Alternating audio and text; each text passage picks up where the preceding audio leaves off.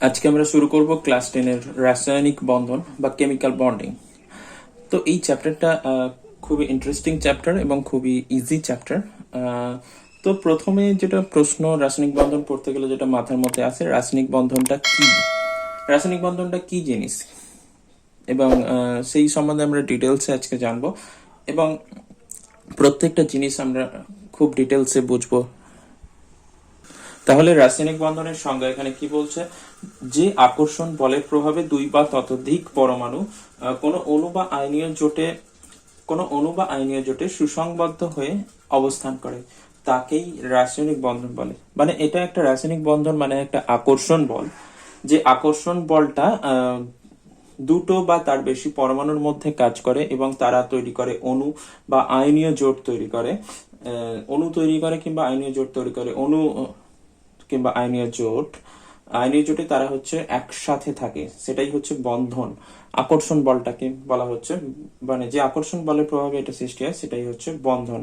তো এটা আমরা উদাহরণ দিয়ে পরে ডিটেলসে জানবো আরো। ঠিক আছে, এবং চলো শুরু করা যাক। রাসায়নিক বন্ধন পড়তে গেলে আমাদের কতগুলো জিনিস হচ্ছে জানতে হবে। যেমন হচ্ছে যে কোনো একটা পরমাণু, আমি ধরে নিলাম সোডিয়াম পরমাণু। সোডিয়াম পরমাণু যার পরমাণু ক্রমাঙ্ক কত, যার পর সোডিয়াম, এই যে পরমাণুটা, এই পরমাণু ক্রমাঙ্ক হচ্ছে 11। পরমাণু ক্রমাঙ্ক 11 মানে হচ্ছে প্রোটন সংখ্যা 11। পরমাণু ক্রমাঙ্ক মানেই হচ্ছে প্রোটন সংখ্যা, 11টা প্রোটন থাকে, 11টা প্লাস ইলেকট্রন সংখ্যা। যতগুলো প্রোটন থাকে ততগুলোই হচ্ছে ইলেকট্রন থাকে, তাহলে 11টা প্রোটন থাকলে 11টাই ইলেকট্রন থাকবে, 11টা ইলেকট্রন থাকবে। ঠিক আছে, তো এখানে নিউট্রন নিয়ে আমার ভাবার দরকার নেই অ্যাকচুয়ালি। নিউট্রন যদি নিউটনের কথা বলে দিই, নিউটন এখানে 12টা থাকবে। নিউটন হচ্ছে নিস্তড়িত হয়, প্রোটন ধনাত্মক আধানযুক্ত, ইলেকট্রন ঋণাত্মক আধানযুক্ত, আর নিউটন হচ্ছে নিস্তড়িত। তো পরমাণুর যদি ছবিটা এঁকে দেখাই আমি, এখানে সোডিয়ামের এটা হচ্ছে নিউক্লিয়াসের বাইরে বিভিন্ন কক্ষপথে ইলেকট্রনরা ঘুরে। এখানে কোন কক্ষে কটা ইলেকট্রন থাকে সেগুলো আমরা জানি। প্রথম কক্ষে 2টো ইলেকট্রন থাকে, তারপরের কক্ষে হচ্ছে 8টা, তারপরের কক্ষে 18টা, সর্বাধিক ইলেকট্রন থাকতে পারে। এরকম ভাবে চলতে থাকে। প্রথম কক্ষটাকে বলে কে কক্ষ, তারপরে এল, এম, এইভাবে আমরা জানি এগুলো। ঠিক আছে, তো এখানে যদি ইলেকট্রন বিন্যাসটা দেখি, টোটাল 11টা ইলেকট্রন আছে। তাহলে প্রথম কক্ষে হচ্ছে 2টো ইলেকট্রন বসবে, প্রথম কক্ষে 2টো ইলেকট্রন, তারপরের কক্ষে হচ্ছে 8টা ইলেকট্রন,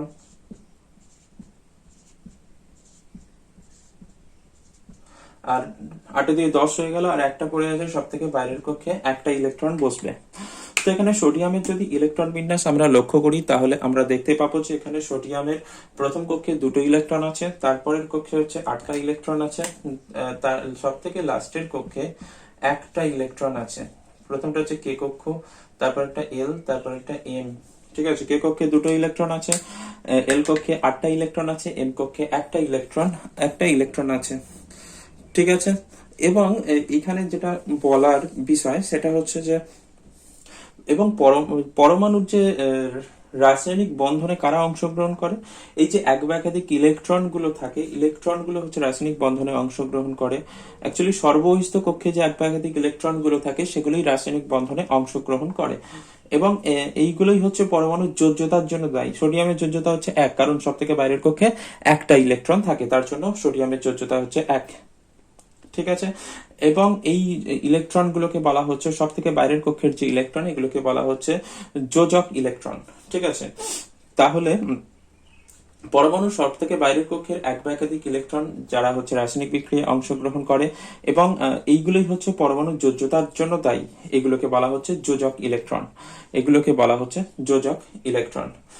এবার তো এখানে সব থেকে বাইরের কক্ষে একটা ইলেকট্রন আছে, এখানে যোজক ইলেকট্রন হচ্ছে একটা, এবং এইগুলোই হচ্ছে রাসায়নিক বিক্রিয়ায় অংশগ্রহণ করে বন্ধন যে তৈরি করছে। তো এই ইলেকট্রনগুলি, সব থেকে বাইরের কক্ষের ইলেকট্রনগুলোই অ্যাকচুয়ালি এই রাসায়নিক বিক্রিয়ায় অংশগ্রহণ করে বন্ধন তৈরি করছে, এই যোজক ইলেকট্রনগুলো। ঠিক আছে, বোঝা গেছে? কিছু মৌল আছে যাদের আমরা হচ্ছে পর্যায় সারণীতে পড়ে এসেছি নিষ্ক্রিয় গ্যাস হিসাবে, যারা নিষ্ক্রিয় গ্যাস নামে পরিচিত। এই মৌলগুলোর বিশেষত্ব কি হচ্ছে, এই মৌলগুলো আয়নন বিভব বা আয়নীভবন শক্তি যেটাকে আমরা বলি, সেটা খুব বেশি হয়। ঠিক আছে। এরা স্বাভাবিক অবস্থায় যেটা হচ্ছে এরাদের নিষ্ক্রিয় গ্যাস বলা হয়, তার কারণ হচ্ছে এরা রাসায়নিক বিক্রিয়ায় অংশগ্রহণ করে না। এরা রাসায়নিক বিক্রিয়ায় অংশগ্রহণ করে না, এরা রাসায়নিকভাবে হচ্ছে নিষ্ক্রিয়। এরা কারোর সাথে রাসায়নিক বিক্রিয়ায় অংশগ্রহণ করে না। এই কারণে এই গ্যাসগুলোকে বলা হচ্ছে নিষ্ক্রিয় গ্যাস। কি কি ছিল? হিলিয়াম, নিয়ন, আর্গন, ক্রিপ্টন, জেনন। ঠিক আছে, হিলিয়াম ছিল, নিয়ন ছিল, আর্গন ছিল, ক্রিপ্টন ছিল, জেনন ছিল, রেটন। Raytheon actually তেজস্ক্রিয়। তো সরি সরি, জেনন, জেনন ছিল। ঠিক আছে, তো এইগুলো হচ্ছে নিষ্ক্রিয় গ্যাস। এবার এদের আমরা যদি ইলেকট্রন বিন্যাসগুলো দেখি, এদেরকে পর্যায় সারণীতে শূন্য শ্রেণীতে রাখা হয়েছিল। পর্যায় সারণীতে এদেরকে যদি মনে থাকে, এদেরকে পর্যায় সারণীতে শূন্য শ্রেণীতে রাখা হয়েছিল। এদের পর্যায় সারণীতে শূন্য শ্রেণীতে রাখা হয়েছিল কারণ এদের হচ্ছে যোজ্যতা শূন্য, মানে এরা কারোর সঙ্গে রাসায়নিক বিক্রিয়ায় অংশগ্রহণ করে না। ঠিক আছে, এবং যদি দেখা হয় হিলিয়াম বাদ দিলে বাকি সবার সব থেকে বাইরের কক্ষে 8টা করে ইলেকট্রন থাকে। তাহলে আমি যদি দেখে নিই এদের পরমাণু ক্রমাঙ্ক গুলো, এরা হচ্ছে নিষ্ক্রিয় গ্যাস।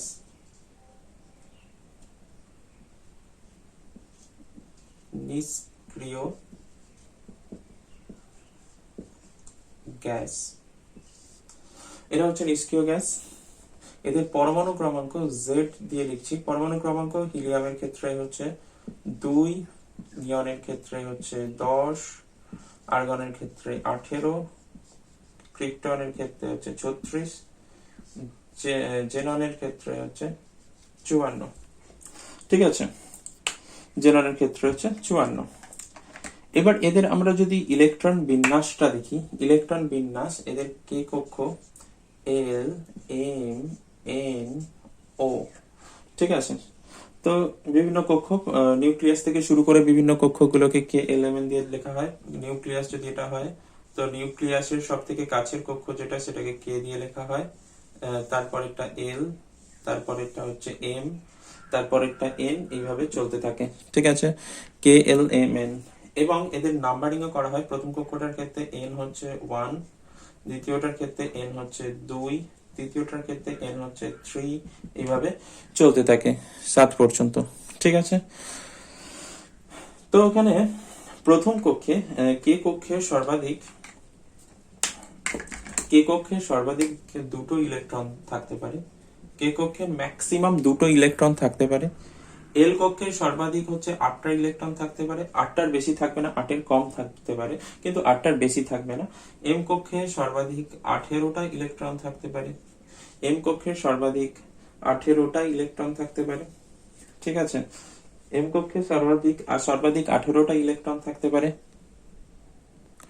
এন কক্ষে সর্বাধিক 32টা ইলেকট্রন থাকতে পারে। এন কক্ষে সর্বাধিক 32টা ইলেকট্রন থাকতে পারে। এগুলো আমরা জেনেছিলাম এবং যে ফর্মুলাটা দিয়ে জেনেছিলাম সেটা নিশ্চয়ই আশা করছি মনে আছে। 2n² formula, 2n² formula. তো এগুলো আমরা জেনেছিলাম 2n² ফর্মুলা দিয়ে।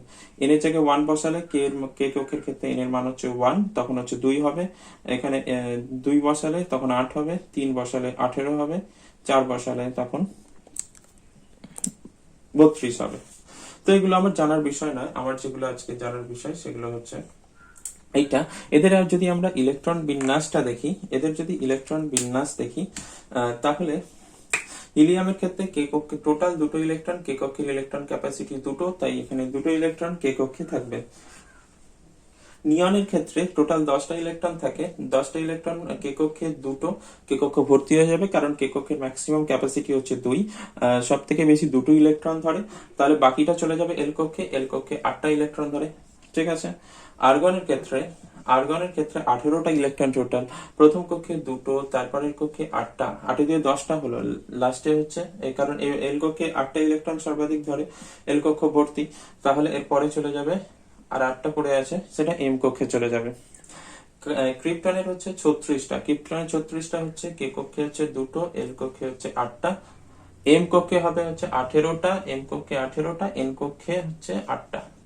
ঠিক আছে, টোটাল যোগ করলে এখানে কি হচ্ছে 18, এখানে 8 আর 2 10, 18 10 হচ্ছে 28, 28 8 হচ্ছে 36।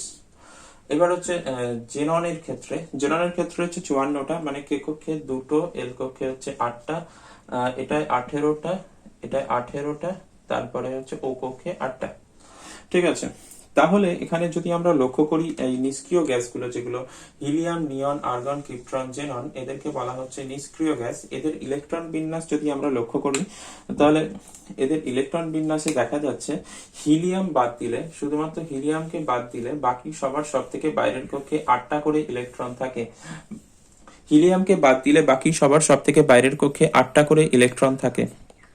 ঠিক আছে, এর অর্থ কি? এর অর্থ হচ্ছে নিষ্ক্রিয় গ্যাস এদের কেন বলা হয় নিষ্ক্রিয় গ্যাস, এদের এই জন্যই বলা হয় কারণ এরা হচ্ছে কারোর সাথে রাসায়নিক বিক্রিয়ায় অংশগ্রহণ করে না, এরা হচ্ছে স্থায়ী। এদের আয়নীভবন শক্তি বেশি, এরা রাসায়নিকভাবে নিষ্ক্রিয়। ওই জন্য পর্যায় সারণীতে এদের মেন্ডেলিফের পর্যায় সারণীতে এদেরকে, টু বি কারেক্ট, মেন্ডেলিফের পর্যায় সারণীতে এদেরকে 0 শ্রেণীতে রাখা হয়েছে। ঠিক আছে, ওই জন্য মেন্ডেলিফের পর্যায় সারণীতে এদেরকে 0 শ্রেণীতে রাখা হয়েছিল। এদের সব থেকে বাইরের কক্ষে ইলেকট্রন সংখ্যা হিলিয়াম বাদ দিলে বাকি সবার সব থেকে বাইরের কক্ষে ইলেকট্রন সংখ্যা হচ্ছে 8। তাহলে এই জন্য কি হয়, এই মৌলগুলো হচ্ছে নিষ্ক্রিয় প্রকৃতির, তাই এরা খুবই স্থায়ী হয়। এরা নিষ্ক্রিয় হয় তার জন্য এরা খুবই স্থায়ী হয়। ঠিক আছে, এরা সুস্থিত হয়, মানে এরা সহজেই কারোর সাথে রাসায়নিক বিক্রিয়া করে না। এবার নিষ্ক্রিয় গ্যাস ছাড়া বাকি যে এই যে এরা হচ্ছে নিষ্ক্রিয় গ্যাস, এরা ছাড়া বাকি যে মৌলগুলো আছে তাদের সব থেকে বাইরের কক্ষের ইলেকট্রন সংখ্যা হচ্ছে 1 থেকে 7 হয়। ঠিক আছে, তাহলে হিলিয়াম, নিয়ন, আর্গন, ক্রিপ্টন, জেনন বাদ দিয়ে বাকি যে মৌলগুলো আছে পর্যায় সারণীতে, বা এমনি কথাই যদি বলি, তাহলে তাদের সবার সব থেকে বাইরের কক্ষে 1 থেকে 7টা ইলেকট্রন থাকে। ঠিক আছে, এদেরই শুধুমাত্র সব থেকে বাইরের কক্ষে 8টা ইলেকট্রন থাকে। তাই এবং এরা হচ্ছে সুস্থিত, তাই সবাই চায় সুস্থিত হতে, সবাই চায়, সব মৌলই চায় সুস্থিত হতে। ঠিক আছে, কেউ অস্থায়ী অবস্থায় থাকতে চায় না, তাই সবাই চাইবে কি এদের মতো ইলেকট্রন বিন্যাস লাভ করতে। এবং এদের মতো ইলেকট্রন বিন্যাস লাভ করলে কি হবে, এরা ওই যে সেই মৌলগুলো স্থায়ী হয়ে যাবে, তারাও সুস্থিত হয়ে যাবে। এখান থেকে আমরা পড়বো অষ্টক সূত্র। ঠিক আছে, তো অষ্টক সূত্র মানে এখানে বোঝা যাচ্ছে একটা কোনো আর্টের ব্যাপার আছে।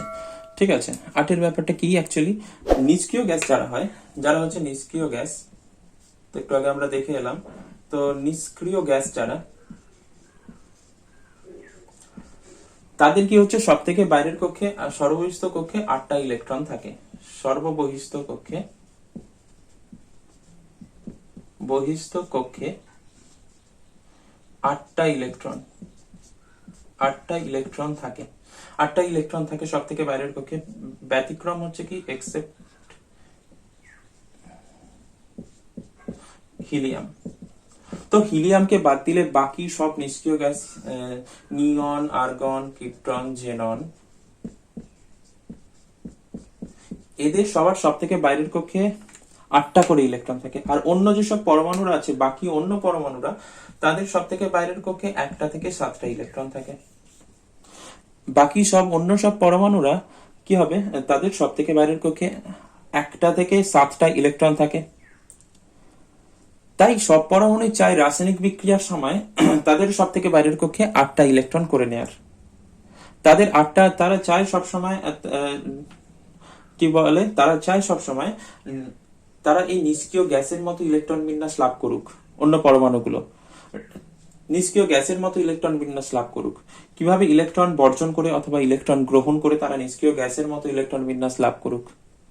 নিষ্ক্রিয় গ্যাসের মতো ইলেকট্রন বিন্যাস লাভ করলে কি লাভ হবে? নিষ্ক্রিয় গ্যাসের মতো ইলেকট্রন বিন্যাস লাভ করলে তারা হচ্ছে স্থায়ী হয়ে যাবে। তাদের সব থেকে বাইরের কক্ষে যদি 8টা ইলেকট্রন চলে আসে, তাহলে তারা নিষ্ক্রিয় গ্যাসের মতো ইলেকট্রন বিন্যাস লাভ করবে, তাহলে তারা স্থায়ী হয়ে যাবে। স্থায়ী হয়ে তো সবাই চায় হচ্ছে স্থায়ী হতে। ঠিক আছে, তাই অষ্টক সূত্র যেটা বলছে সেটা হচ্ছে যে কোনো পরমাণুই চায় তারা নিষ্ক্রিয় গ্যাসের মতো ইলেকট্রন বিন্যাস লাভ করতে, কারণ তাদের সব থেকে বাইরের কক্ষে তারা চায় সব থেকে বাইরের কক্ষে 8টা করে ইলেকট্রন রাখতে। তবেই তারা হচ্ছে স্থায়ী হয়ে যাবে এবং তারা রাসায়নিক বিক্রিয়ার সময় তাদের সব থেকে বাইরের কক্ষের যে এই 8টা ইলেকট্রন পূর্ণ করার যে প্রবণতা, এটাই হচ্ছে অষ্টক সূত্র। এই যে নিয়মটা, এটাই হচ্ছে অষ্টক সূত্র।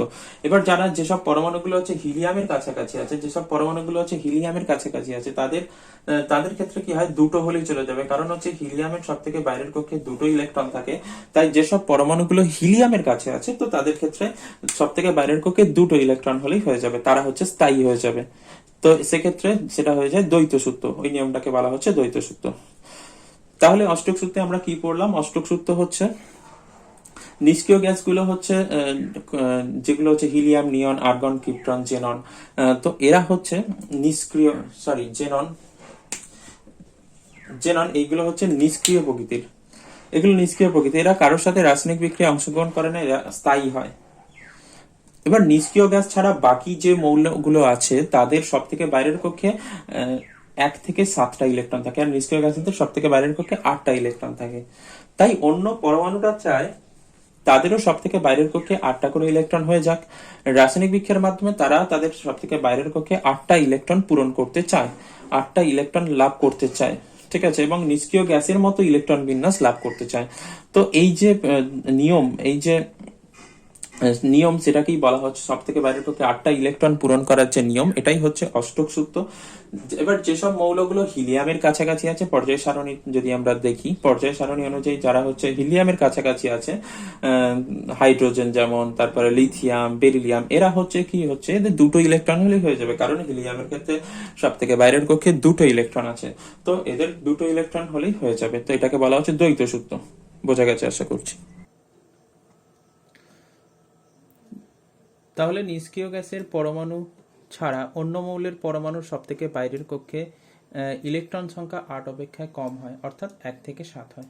তো নিষ্ক্রিয় গ্যাসগুলোর পরমাণুর সব থেকে বাইরের কক্ষে 8টা করে ইলেকট্রন থাকে, আর অন্যান্য বাকি সব মৌলের পরমাণুর সব থেকে বাইরের কক্ষে 1 থেকে 7টা ইলেকট্রন থাকে। কারোরই সব থেকে বাইরের কক্ষে 8টা করে ইলেকট্রন থাকে না নিষ্ক্রিয় গ্যাসগুলো ছাড়া। সুতরাং বলছে কোনো মৌলের পরমাণু সুস্থিত হবে যখন এর সব থেকে বাইরের কক্ষে ইলেকট্রন সংখ্যা 8 হবে। তাহলে পরমাণুকে সুস্থিত হতে গেলে অন্য কোনো মৌলের পরমাণুকে, তাহলে তার সব থেকে বাইরের কক্ষে 8টা করে ইলেকট্রন থাকতে হবে, তবেই সে সুস্থিত হবে। তাই অধিকাংশ ক্ষেত্রে মৌলের পরমাণু রাসায়নিক বিক্রিয়াকালে সর্ববহিস্থ ইলেকট্রনীয় কক্ষে 8টি করে ইলেকট্রন দিয়ে পূর্ণ করে নিষ্ক্রিয় গ্যাসের মতো গঠন লাভের, নিষ্ক্রিয় গ্যাসের পরমাণুর মতো গঠন লাভের প্রবণতা দেখায়। এই জন্য সব পরমাণুই চায় যে তাদের সব থেকে বাইরের কক্ষে 8টা করে ইলেকট্রন থাকুক, 8টা করে ইলেকট্রন থাকুক। এই জন্য সব রাসায়নিক বিক্রিয়ার সময় চায় ওরা 8টা করে ইলেকট্রন লাভ করতে। তো মৌল সমূহের পরমাণুগুলির সর্ববহিস্থ ইলেকট্রনীয় কক্ষের অষ্টক পূর্ণ করার এই স্বাভাবিক নিয়মকে বলা হয় অষ্টক সূত্র। এই যে পরমাণুগুলোর সব থেকে বাইরের কক্ষে 8টা করে ইলেকট্রন পূর্ণ করার এই যে প্রবণতা, এটাকেই বলা হচ্ছে অষ্টক সূত্র। পর্যায় সারণীতে হিলিয়ামের নিকটবর্তী মৌলগুলি রাসায়নিক বিক্রিয়ার মাধ্যমে তাদের ইলেকট্রনীয় কক্ষে 2টি ইলেকট্রন দ্বারা পূর্ণ করে সুস্থিতি লাভ করতে চায়। এই স্বাভাবিক নিয়মকে বলা হয় দ্বৈত সূত্র। দ্বৈত সূত্র তাহলে কি? দ্বৈত সূত্র হচ্ছে যে হিলিয়ামের কাছাকাছি যে মৌলগুলো আছে পর্যায় সারণীতে, যেমন হচ্ছে লিথিয়াম, হাইড্রোজেন, লিথিয়াম, বেরিলিয়াম, তো এরা চায় কি, এদের সব থেকে বাইরের কক্ষে 2টো ইলেকট্রন হলেই হয়ে যাবে, কারণ হিলিয়ামের সব থেকে বাইরের কক্ষে 2টো ইলেকট্রনই থাকে। তাই এদের আশেপাশের যে মৌলগুলো আছে তাদের স্থায়ী হতে গেলে এদের সব থেকে বাইরের কক্ষে 2টো ইলেকট্রন প্রয়োজন। তাই এই নিয়মকে বলা হচ্ছে দ্বৈত সূত্র। তো ঠিক আছে, এই জন্যই এত মারামারি রাসায়নিক বিক্রিয়া হচ্ছে, শুধুমাত্র অষ্টক মানে সব থেকে বাইরের কক্ষে 8টা ইলেকট্রন পূর্ণ করার জন্য। এটাই হচ্ছে অষ্টক সূত্র। এবার প্রশ্ন হচ্ছে যে 8টা করে ইলেকট্রন লাভ করবে কিভাবে, অষ্টক পূর্তি হবে কিভাবে? অষ্টক পূর্তি দুভাবে হতে পারে। একটা হচ্ছে একটা পরমাণু, আমি ধরলাম একটা পরমাণু আছে, তার সব থেকে সোডিয়াম, যেমন প্রথমে উদাহরণ দিয়েছিলাম, সোডিয়ামের ইলেকট্রন বিন্যাস কত ছিল? 281। 281 এর সব থেকে বাইরের কক্ষে 1টা ইলেকট্রন আছে। কি অষ্টক পূর্তি করতে গেলে কি করতে হবে? এই যে লাস্ট ইলেকট্রনটা আছে এটাকে বের করে দিতে হবে। তো একটা ইলেকট্রন বের করে দিল। যদি ক্লোরিনের ইলেকট্রন বিন্যাস দেখি, ক্লোরিনের ইলেকট্রন বিন্যাস হচ্ছে 287। এর সব থেকে বাইরের কক্ষে 7টা ইলেকট্রন আছে। এর তাহলে একে অষ্টক পূর্তি করতে গেলে কি হবে? এর একটা ইলেকট্রন যোগ করতে হবে। এই যদি একটা ইলেকট্রন এর থেকে নিয়ে নেয় তাহলে এর 8টা ইলেকট্রন হয়ে যাবে। তো এইভাবে অষ্টক পূর্তি হতে পারে, যে ইলেকট্রন সরাসরি দিয়ে দিল, একজন আরেকজনকে দিয়ে দিচ্ছে, ঠিক আছে, এইভাবে অষ্টক পূর্তি হতে পারে সর্বস্থ কক্ষে। তাহলে ইলেকট্রন আদান প্রদানের মাধ্যমে একজনের ইলেকট্রন আরেকজনকে দিয়ে দিচ্ছে বা একজন আরেকজনের থেকে নিয়ে নিচ্ছে, এইভাবে হচ্ছে অষ্টক পূর্তি হতে পারে, এটা এদের ক্ষেত্রে দেখা যাচ্ছে। কিন্তু আবার অন্যভাবে হতে পারে। কিরকম ভাবে হতে পারে? আরেকভাবে হতে পারে যেটা, যে হাইড্রোজেন, হাইড্রোজেনের সব থেকে বাইরের কক্ষে একটা ইলেকট্রন আছে, আর একটা হাইড্রোজেন পরমাণু আছে, তো এরও সব থেকে বাইরের কক্ষে একটা ইলেকট্রন আছে। তো এরা কি করে? এরা হচ্ছে তৈরি করে ইলেকট্রন জোড়। এরা একটা ইলেকট্রন দেয়, একটা ইলেকট্রন দেয়, দিয়ে তৈরি করে একটা ইলেকট্রন জোড়। ইলেকট্রন জোড় তৈরি করে এরা এই দুটো ইলেকট্রন জোড়কে নিজেদের মধ্যে সমভাবে ব্যবহার করে, মানে ইলেকট্রন জোড়টা হচ্ছে দুটো পরমাণুরই হয়ে যায় এইভাবে। পরে আরো ডিটেলসে দেখাবো। তো এইভাবে ইলেকট্রন জোড়টা দুটো পরমাণুরই হয়ে যায়, মানে এই পরমাণুর হয়ে যায়, এই পরমাণুর হয়েছে, তাহলে এরও দুটো ইলেকট্রন হয়ে গেল, এরও দুটো ইলেকট্রন হয়ে গেল, তো হিলিয়ামের মতো ইলেকট্রন বিন্যাস লাভ করলো। এইভাবেও হতে পারে, এইভাবেও তারা অষ্টক পূর্তি বা দ্বৈত পূর্তি করতে পারে। এখানে দ্বৈত পূর্তি হলো, অষ্টক পূর্তি দিয়ে আমি পরে উদাহরণ আরো দেখাবো। ঠিক আছে, তাহলে দুভাবে করতে পারে। একজন একজন ইলেকট্রন অন্যজনকে দিয়ে দিল, যেমন হচ্ছে সোডিয়াম আর ক্লোরিনের ক্ষেত্রে এইমাত্র দেখালাম। আরেকটা হচ্ছে কি হবে, এরা ইলেকট্রন শেয়ারিং করছে, মানে একজন দিচ্ছে, কিছু ইলেকট্রন দিচ্ছে, আরেকজন কিছু ইলেকট্রন দিচ্ছে, দুজনে ইলেকট্রন দিয়ে ইলেকট্রন জোড় তৈরি করছে। ইলেকট্রন জোড় তৈরি করে তারা সেইভাবে অষ্টক বা দ্বৈত পূর্তি করছে, সেইভাবে হতে পারে। রাসায়নিক বন্ধন হচ্ছে তিন প্রকারের হয়। একটা তড়িৎযোজী বন্ধন বা আয়নীয় বন্ধন, আরেকটা হচ্ছে সমযোজী বন্ধন, আর একটা হচ্ছে অসমযোজী বন্ধন।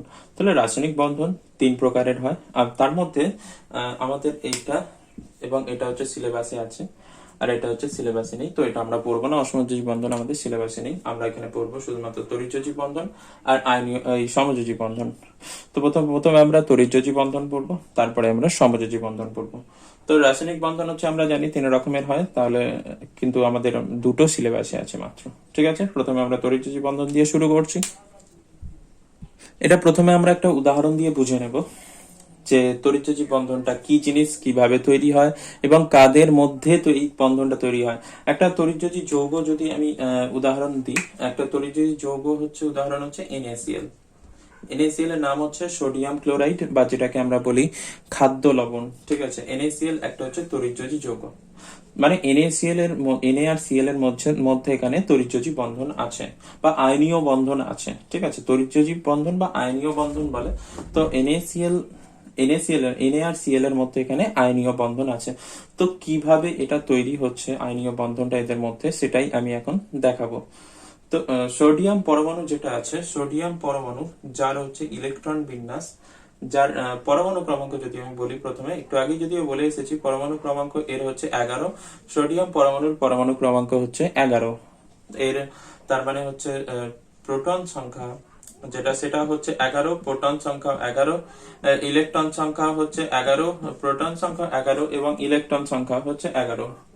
অন্যদিকে Cl পরমাণু যেটা আছে, Cl পরমাণুর পরমাণু ক্রমাঙ্ক হচ্ছে 17। Cl এর পরমাণু ক্রমাঙ্ক হচ্ছে 17, তার মানে হচ্ছে এর প্রোটন সংখ্যা হচ্ছে 17, এর প্রোটন সংখ্যা হচ্ছে 17 এবং এবং এই ইলেকট্রন সংখ্যা হচ্ছে এর 17টা ইলেকট্রন আছে।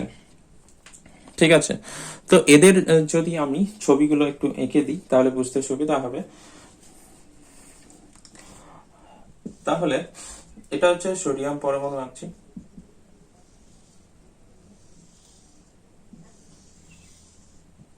তো এটা সোডিয়াম পরমাণু, সোডিয়াম পরমাণুর হচ্ছে টোটাল ইলেকট্রন সংখ্যা হচ্ছে এখানে 11টা। টোটাল ইলেকট্রন সংখ্যা 11টা। প্রথম কক্ষে হচ্ছে দুটো ইলেকট্রন থাকবে, তারপরের কক্ষে হচ্ছে 8টা ইলেকট্রন থাকবে,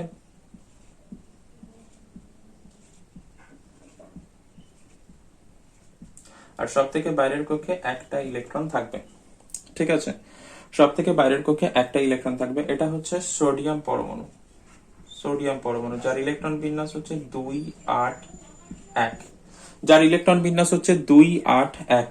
ঠিক আছে, এটা সোডিয়াম পরমাণু। অন্যদিকে হচ্ছে ক্লোরিন পরমাণু, যেটা ক্লোরিন পরমাণুর কথা যদি বলি,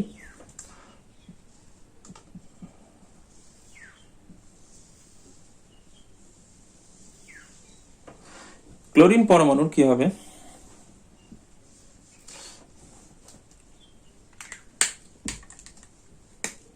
প্রথম কক্ষে হচ্ছে দুটো, টোটাল এখানে 17টা ইলেকট্রন থাকে, টোটাল হচ্ছে 17টা এখানে ইলেকট্রন থাকে, 17টা ইলেকট্রন। তাহলে প্রথম কক্ষে দুটো, তারপরের কক্ষে 8টা, 1 2 3 4 5 6 7 8। আর বাইরের কক্ষে হচ্ছে 8 দিয়ে 10টা হলো, টোটাল 17টা, মানে বাইরের কক্ষে হচ্ছে 7টা, 2 3 4 5 6 7। তাহলে ক্লোরিনের ইলেকট্রন বিন্যাস হচ্ছে 2 8 আর 7। ঠিক আছে, এই ক্লোরিনের ইলেকট্রন বিন্যাস হচ্ছে 2 8 আর 7। তাহলে এখানে সোডিয়ামের হচ্ছে অষ্টক পূর্তি করতে গেলে এর সব থেকে বাইরের কক্ষে একটা ইলেকট্রন আছে, ওর সব থেকে বাইরের কক্ষে 7টা ইলেকট্রন আছে। তাহলে সোডিয়ামের অষ্টক পূর্তি করতে গেলে এর সব থেকে বাইরের কক্ষে 8টা ইলেকট্রন করতে হবে। 8টা ইলেকট্রন কিভাবে হতে পারে? হয় এর সব থেকে বাইরের কক্ষে যে ইলেকট্রনটা আছে সেটা ছেড়ে দিক, একটা ইলেকট্রন ছেড়ে দিক, তাহলে এই যে এর যে ভেতরের কক্ষটা আছে সেটাই সব থেকে বাইরের কক্ষ হয়ে যাবে, যেখানে 8টা ইলেকট্রন আছে, তাহলে অষ্টক পূর্তি হয়ে যাবে। অথবা কি করতে পারে, সব থেকে বাইরের কক্ষে আরো 7টা ইলেকট্রন নিক। একটা ইলেকট্রন ছেড়ে দেওয়া সহজ না 7টা ইলেকট্রন নেওয়া সহজ? তাই অবভিয়াসলি একটা ইলেকট্রন ছেড়ে দেওয়া হচ্ছে সহজ। তাই কি করবে, সোডিয়াম পরমাণু একটা ইলেকট্রন ছেড়ে দেবে। অন্যদিকে ক্লোরিনের কথা যদি বলা যায়, ক্লোরিনের সব থেকে বাইরের কক্ষে 7টা ইলেকট্রন আছে, ক্লোরিনের সব থেকে বাইরের কক্ষে 7টা ইলেকট্রন আছে। একে অষ্টক পূর্তি করতে গেলে একটা ইলেকট্রন নিতে হবে অথবা 7টা ইলেকট্রন ছেড়ে দিতে হবে। এর একটা ইলেকট্রন নেওয়া নিশ্চয়ই সহজ, 7টা ইলেকট্রন ছাড়া মানে অনেক কঠিন। ঠিক আছে, তাহলে একে একটা ইলেকট্রন নিতে হবে। এই জন্য কি হয়, এরা নিজেদের মধ্যে সমঝোতা করে নেয়। সোডিয়াম কি করে, সোডিয়ামের একটা ইলেকট্রন ছাড়তে হবে, ওর একটা ইলেকট্রন নিতে হবে। এ কি করে, একটা ইলেকট্রনকে বের করে দেয় এবং সেটা চলে যায় ক্লোরিনের কাছে। ঠিক আছে, এ একটা ইলেকট্রনকে বের করে দেয় এবং সেটা চলে যায় ক্লোরিনের কাছে। ঠিক আছে, ইলেকট্রনটাকে একে দিয়ে দেয়, দান করে দেয়। ঠিক আছে, তো এর ফলে কি হবে, এর ফলে যেটা হবে সেটা হচ্ছে যে এখানে কি করছে, সোডিয়াম একটা ইলেকট্রন বর্জন করছে, ক্লোরিন একটা ইলেকট্রন গ্রহণ করছে, ক্লোরিন সেই ইলেকট্রনটা গ্রহণ করছে। তাহলে এখানে সোডিয়ামের এখন কি হলো,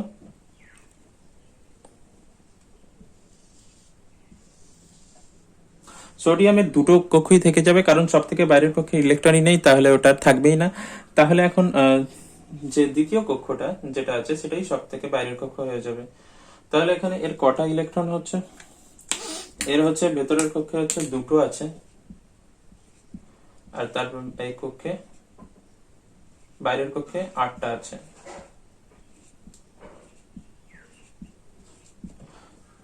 আটটা আছে।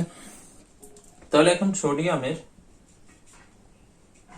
সোডিয়ামের ইলেকট্রন বিন্যাস কি হলো, একটা ইলেকট্রন শুধু নেই, তাহলে হচ্ছে 2 8 হয়ে গেল। ঠিক আছে, 2 8 হয়ে গেল। এবার এখানে একটা সমস্যা যেটা হচ্ছে, সোডিয়াম পরমাণু নিস্তড়িত ছিল। তার কারণ হচ্ছে সোডিয়ামের যতগুলো এখানে 11টা প্রোটন ছিল, 11টা ইলেকট্রন ছিল, তাই সোডিয়াম পরমাণু নিস্তড়িত ছিল। কিন্তু এক্ষেত্রে কি হচ্ছে, এখানে সোডিয়াম আর নিস্তড়িত থাকছে না। তার কারণ হচ্ছে সোডিয়ামের এখানে প্রোটন তো 11টা হয়ে আছে, প্রোটন তো বেরোচ্ছে না কোনোভাবেই, কিন্তু ইলেকট্রন এখানে কি হচ্ছে, প্রোটন এখানে 11টাই আছে, কিন্তু ইলেকট্রন এখানে কি হচ্ছে, 11টা প্লাস হয়ে আছে, ইলেকট্রন এখানে কিন্তু 10টা হয়ে গেছে, ইলেকট্রন একটা বেরিয়ে গেছে। তাহলে ওভারঅল একটা প্লাস চার্জ +1 এখানে জেনারেট করছে, ওভারঅল এখানে একটা প্লাস চার্জ জেনারেট করছে।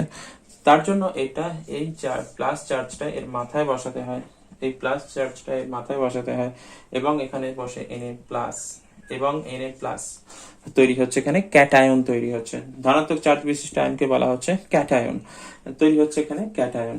একইভাবে ক্লোরিনের কথা যদি এবার বলা হয়, ক্লোরিন কি হচ্ছে, ক্লোরিনের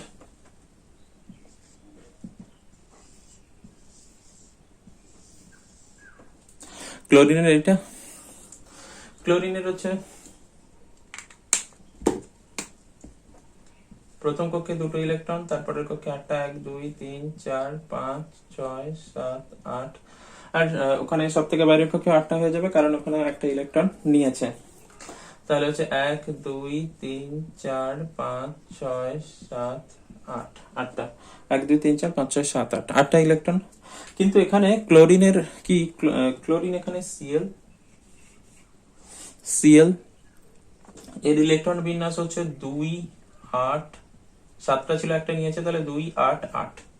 288, ঠিক আছে, 288। ক্লোরিনের এখানে এবার যদি আমি লক্ষ্য করি, ক্লোরিনের ক্ষেত্রে এখানে প্রোটন ছিল হচ্ছে 17টা প্রোটনই তো আছে, 17টা প্লাসই আছে, কিন্তু এখানে ইলেকট্রন যেটা হচ্ছে, ইলেকট্রন একটা অতিরিক্ত নিয়েছে, তাহলে ইলেকট্রন এখানে হয়ে গেছে 18টা, তাহলে 18টা মাইনাস হচ্ছে, তাহলে ওভারঅল একটা -1 চার্জ জেনারেট হচ্ছে, ঠিক আছে। এই জন্য এই -1 চার্জটা মাথায় বসাতে হবে, -1 চার্জটার মাথায় বসাতে হবে, এবং এখানে Cl মাইনাস হবে।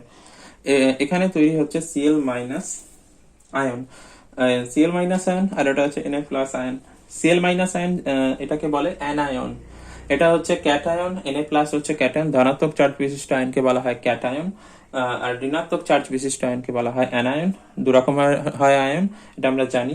তো Na প্লাস আর Cl মাইনাস, এবার হয়ে গেল এটা। তাহলে এটার সব থেকে বাইরের কক্ষে ইলেকট্রন কি বলে, অষ্টক পূর্তি হয়ে গেল, এরও সব থেকে বাইরের কক্ষে অষ্টক পূর্তি হয়ে গেল। এই কার মতো ইলেকট্রন বিন্যাস লাভ করলো? সোডিয়াম 10, টোটাল 10 আছে, 28, মানে নিয়নের মতো ইলেকট্রন বিন্যাস লাভ করেছে।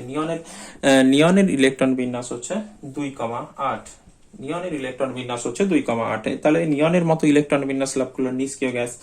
আর ও কার মতো ইলেকট্রন বিন্যাস লাভ করলো? এখানে হচ্ছে ক্লোরিন যেটা আছে, ক্লোরিন কার মতো ইলেকট্রন বিন্যাস লাভ করলো? ক্লোরিন হচ্ছে আর্গনের মতো ইলেকট্রন বিন্যাস লাভ করলো, কারণ আর্গনের ইলেকট্রন বিন্যাস হচ্ছে 288। আর্গনেরও সব থেকে বাইরের কক্ষে 8টা ইলেকট্রন আছে, এবং এর ইলেকট্রন বিন্যাস হচ্ছে 288। তাহলে সোডিয়াম হচ্ছে নিয়নের মতো ইলেকট্রন বিন্যাস লাভ করলো, এবং ক্লোরিন হচ্ছে আর্গনের মতো ইলেকট্রন বিন্যাস লাভ করলো। এবার কি হবে? একজন প্লাস হয়ে গেছে, একজন মাইনাস হয়ে গেছে, তো এরা পরস্পরকে কি করবে? আকর্ষণ করবে। এটাকে আমি যদি ওপরটা মুছে দিয়ে দেখাই, কারণ জায়গার অভাব, আচ্ছা ওপরটা মুছে দিয়ে দেখিয়ে দিচ্ছি ওপরটাতে। তাহলে এখানে কি হবে? এরা পরস্পর প্লাস মাইনাস পরস্পরকে আকর্ষণ করবে, আকর্ষণ করলে এরা পরস্পরের কাছে চলে আসবে এবং তৈরি করবে এখানে NaCl, ঠিক আছে। এটা উপরের দিকে অ্যারো চিহ্ন দিয়ে দিচ্ছি, তাহলে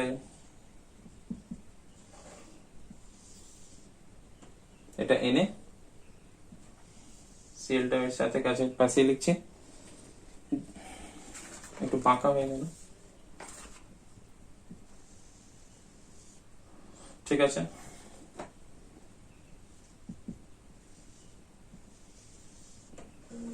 ঠিক আছে, এবার যদি ইলেকট্রন গুলো বসিয়ে দিই, এর হচ্ছে 2টো, এর 8টা,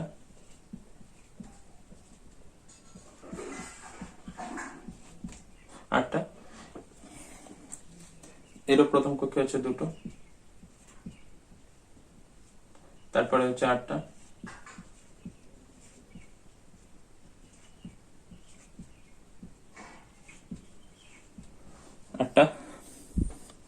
এরও 8টা হবে বাইরে,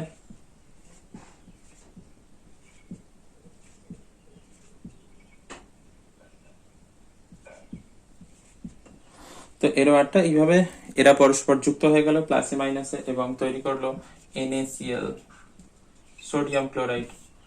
NaCl অণু তৈরি হয়ে গেল এখানে, ঠিক আছে। NaCl তৈরি হয়ে গেল। এইভাবে হচ্ছে কোনো আয়নীয় যৌগ তৈরি হয়, এবং এদের মধ্যে যে বন্ধনটা তৈরি হলো সেটা হচ্ছে আয়নীয় বন্ধন, আয়নীয় বন্ধন তৈরি হলো। এবং এই যে যৌগটা তৈরি হলো এটাকে বলা হয় আয়নীয় যৌগ বা তড়িৎযোজ্য যৌগ। তড়িৎযোজ্যতা বা আয়নীয় যোজ্যতা কি? নিকটতম নিষ্ক্রিয় গ্যাসের পরমাণুর মতো সুস্থিত ইলেকট্রন বিন্যাস লাভের চেষ্টায় দুটি বিপরীত তড়িৎধর্মী পরমাণু, একটি তার সরবস্থ কক্ষের এক বা একাধিক ইলেকট্রন অপরটি সরবস্থ কক্ষে স্থানান্তরিত করে দুটি বিপরীত তড়িৎধর্মী আয়নে পরিণত হয়ে পরস্পর তড়িৎ আকর্ষণের সাহায্যে পরস্পর যুক্ত হয়ে যে যৌগ গঠন করে। এইভাবে একটি পরমাণু অপর পরমাণুতে ইলেকট্রনের পুরোপুরি স্থানান্তরের মাধ্যমে যৌগ গঠনের ক্ষমতাকে তড়িৎযোজ্যতা বা আয়নীয় যোজ্যতা বলে। তাহলে আয়নীয় যোজ্যতা কি বা তড়িৎযোজ্যতা? নিষ্ক্রিয় গ্যাসের পরমাণুর মতো ইলেকট্রন বিন্যাস লাভের জন্য কি করে? দুটো বিপরীত তড়িৎধর্মী পরমাণু, দুটো বিপরীত তড়িৎধর্মী পরমাণু কি করে? তাদের সব থেকে বাইরের কক্ষের এক বা একাধিক ইলেকট্রন একজন কি করে আর একটা সর্বস্থ কক্ষে স্থানান্তরিত করে দেয়। এর ফলে কি হচ্ছে? এর ফলে একটা ধনাত্মক আধানযুক্ত আয়ন বা ক্যাটায়নে পরিণত হয়, আর একটা ঋণাত্মক আধানযুক্ত আয়ন বা অ্যানায়নে পরিণত হয়, এবং এরা বিপরীত তড়িৎধর্মী হয়ে যায়। এরা পরস্পরকে আকর্ষণ করে, আকর্ষণের মাধ্যমে যুক্ত হয়। এইভাবে যে যৌগটা এইভাবে যৌগ গঠনের যে ক্ষমতা সেটাকে বলা হয় তড়িৎযোজ্যতা, যেটা আমরা NaCl এর ক্ষেত্রে উদাহরণে দেখেছি। এবার আয়নীয় যৌগ এই তো আয়নীয় বন্ধন কি? এই যে এইভাবে বন্ধনটা তৈরি হচ্ছে পরমাণুগুলোর মধ্যে, সেটাই হচ্ছে আয়নীয় বন্ধন। আর আয়নীয় যৌগ কি? আর এইভাবে যে যৌগটা তৈরি হচ্ছে সেটাই আয়নীয় যৌগ, যে যৌগটা গঠন হচ্ছে সেটাই আয়নীয় যৌগ। ঠিক আছে।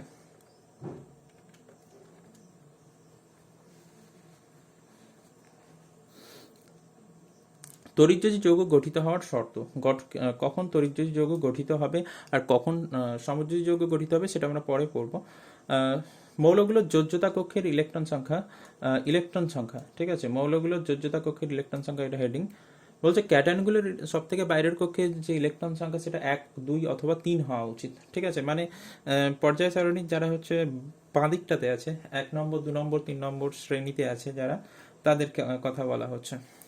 ঠিক আছে, ক্যাটায়নগুলো সব থেকে বাইরের কক্ষের ইলেকট্রন সংখ্যা সেটা 1, 2 অথবা 3 হওয়া উচিত। অন্যদিকে অ্যানায়নগুলোর সব থেকে বাইরের কক্ষের ইলেকট্রন সংখ্যা 5, 6 অথবা 7 হওয়া উচিত। যারা হচ্ছে 15, 16, 17 নম্বর শ্রেণীতে আছে পর্যায় সারণীর, তারা হচ্ছে এই আয়নীয় যৌগ তৈরি করবে। মানে অ্যাকচুয়ালি পর্যায় সারণীর বাঁদিকে যারা থাকে তারা বেশিরভাগই হচ্ছে ধাতু হয়, আর ডান দিকের গুলো হচ্ছে অধাতু হয়।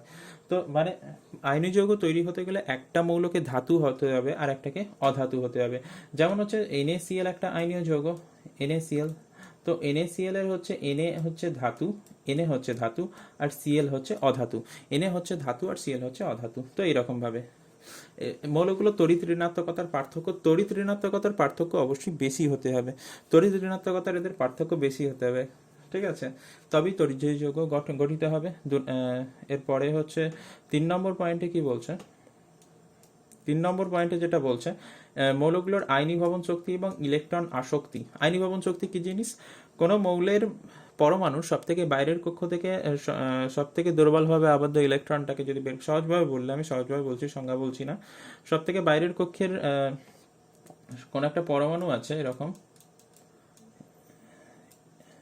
এর সব থেকে বাইরের কক্ষে যে একটা ইলেকট্রন আছে ধরলাম, ইলেকট্রনটাকে বের করে দিতে হবে। বের করে দিয়ে পরমাণুটাকে ধনাত্মক আধান বা ক্যাটায়নে পরিণত করতে যতটা শক্তি লাগে সেটা হচ্ছে প্রথম আয়নীভবন শক্তি হয়। ঠিক আছে, এই ক্যাটায়নগুলোর আয়নীভবন শক্তি কম হতে হবে, না হলে বের করতে যদি বেশি শক্তি লাগে তাহলে ক্যাটায়ন তো তৈরি হবে না।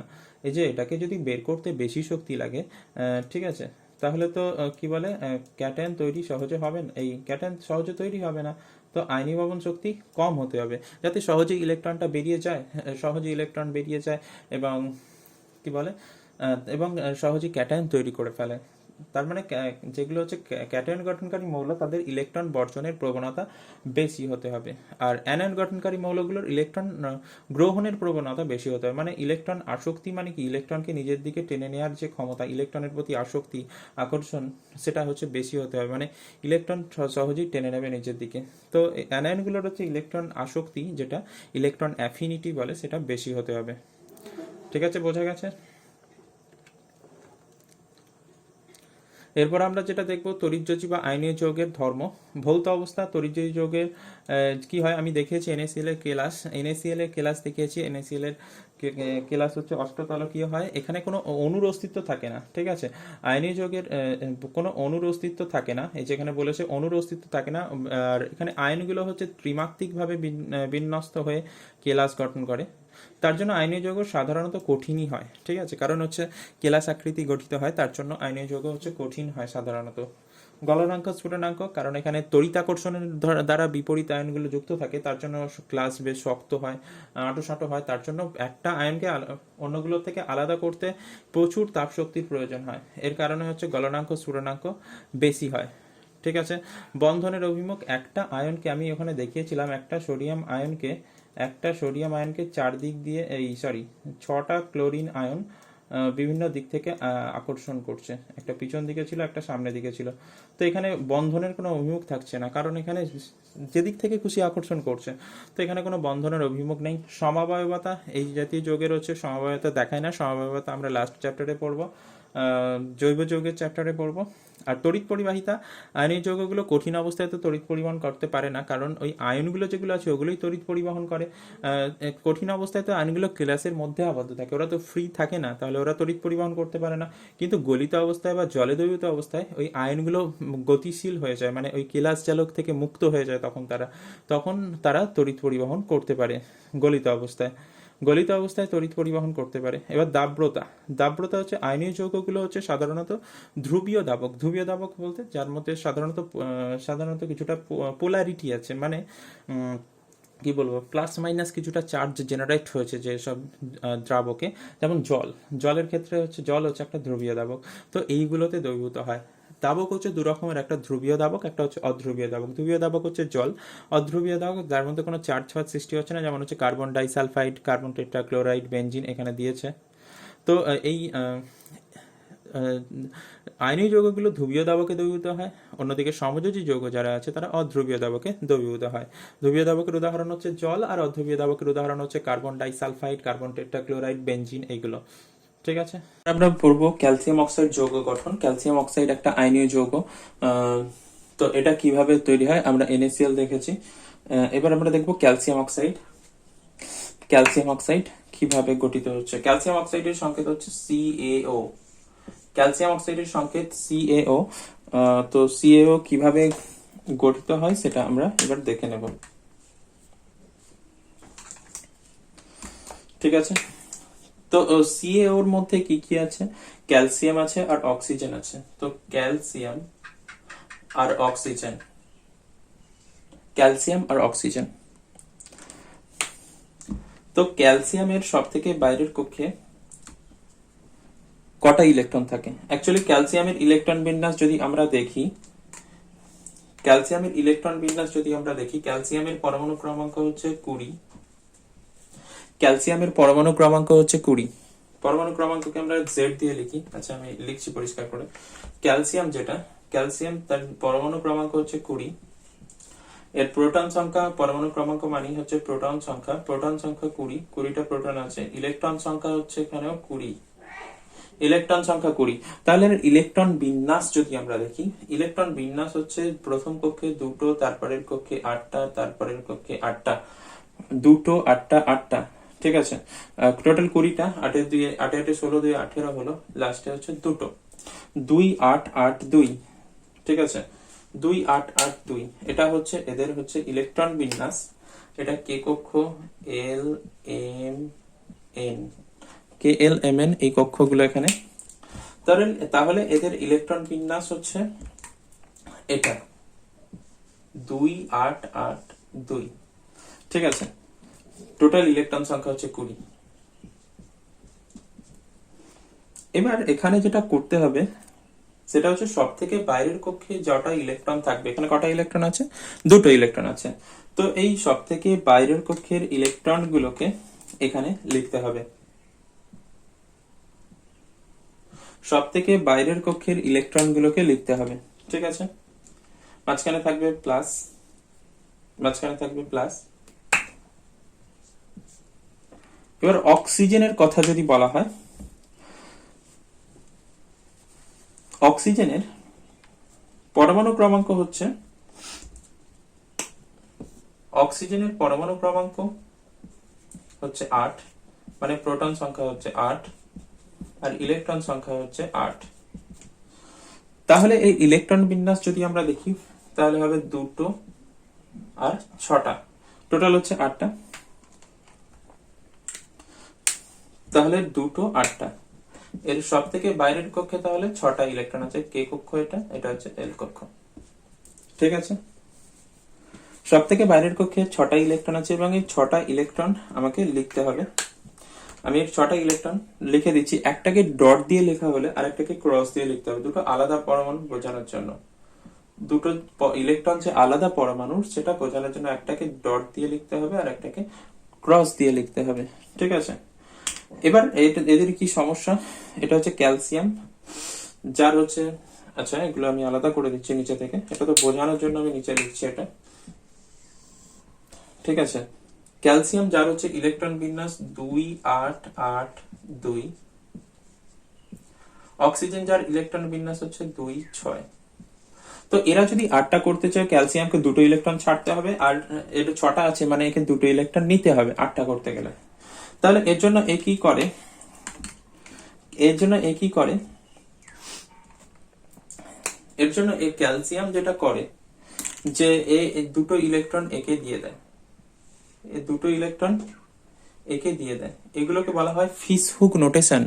ফিশ হুক মানে হচ্ছে সেই মাছের কাঁটা যেরকম হয়, ফিশ হুক যেটাকে বলে অ্যাকচুয়ালি এরকম দেখতে, ঠিক আছে, মানে একদিকে এলো। তো কি করে এরা, এই ইলেকট্রন গুলো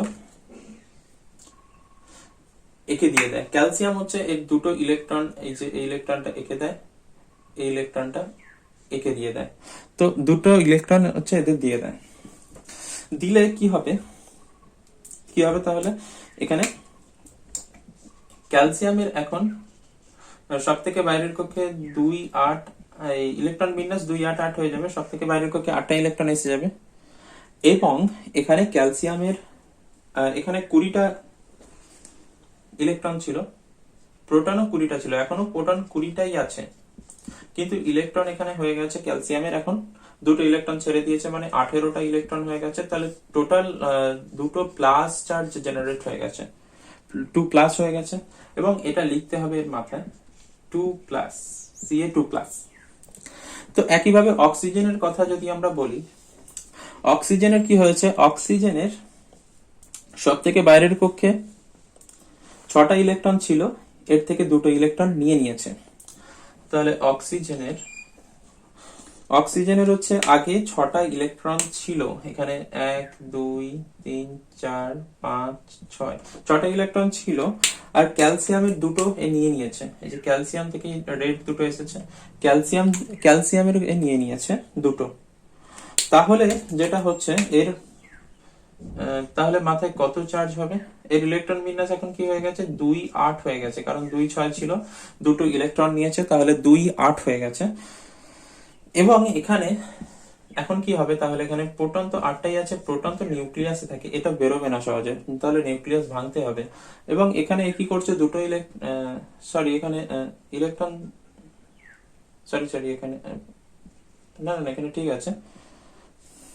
তো অ্যাকচুয়ালি এখানে তাহলে এখানে 8টাই আছে, এখানে 2টো ইলেকট্রন নিয়েছে, তার মানে এখানে 10টা ইলেকট্রন হয়ে গেছে, 10টা ইলেকট্রন হয়ে গেছে, তার মানে 2টো ইলেকট্রন বেশি এসে গেছে, তার মানে 2টো মাইনাস চার্জ হয়ে যাবে।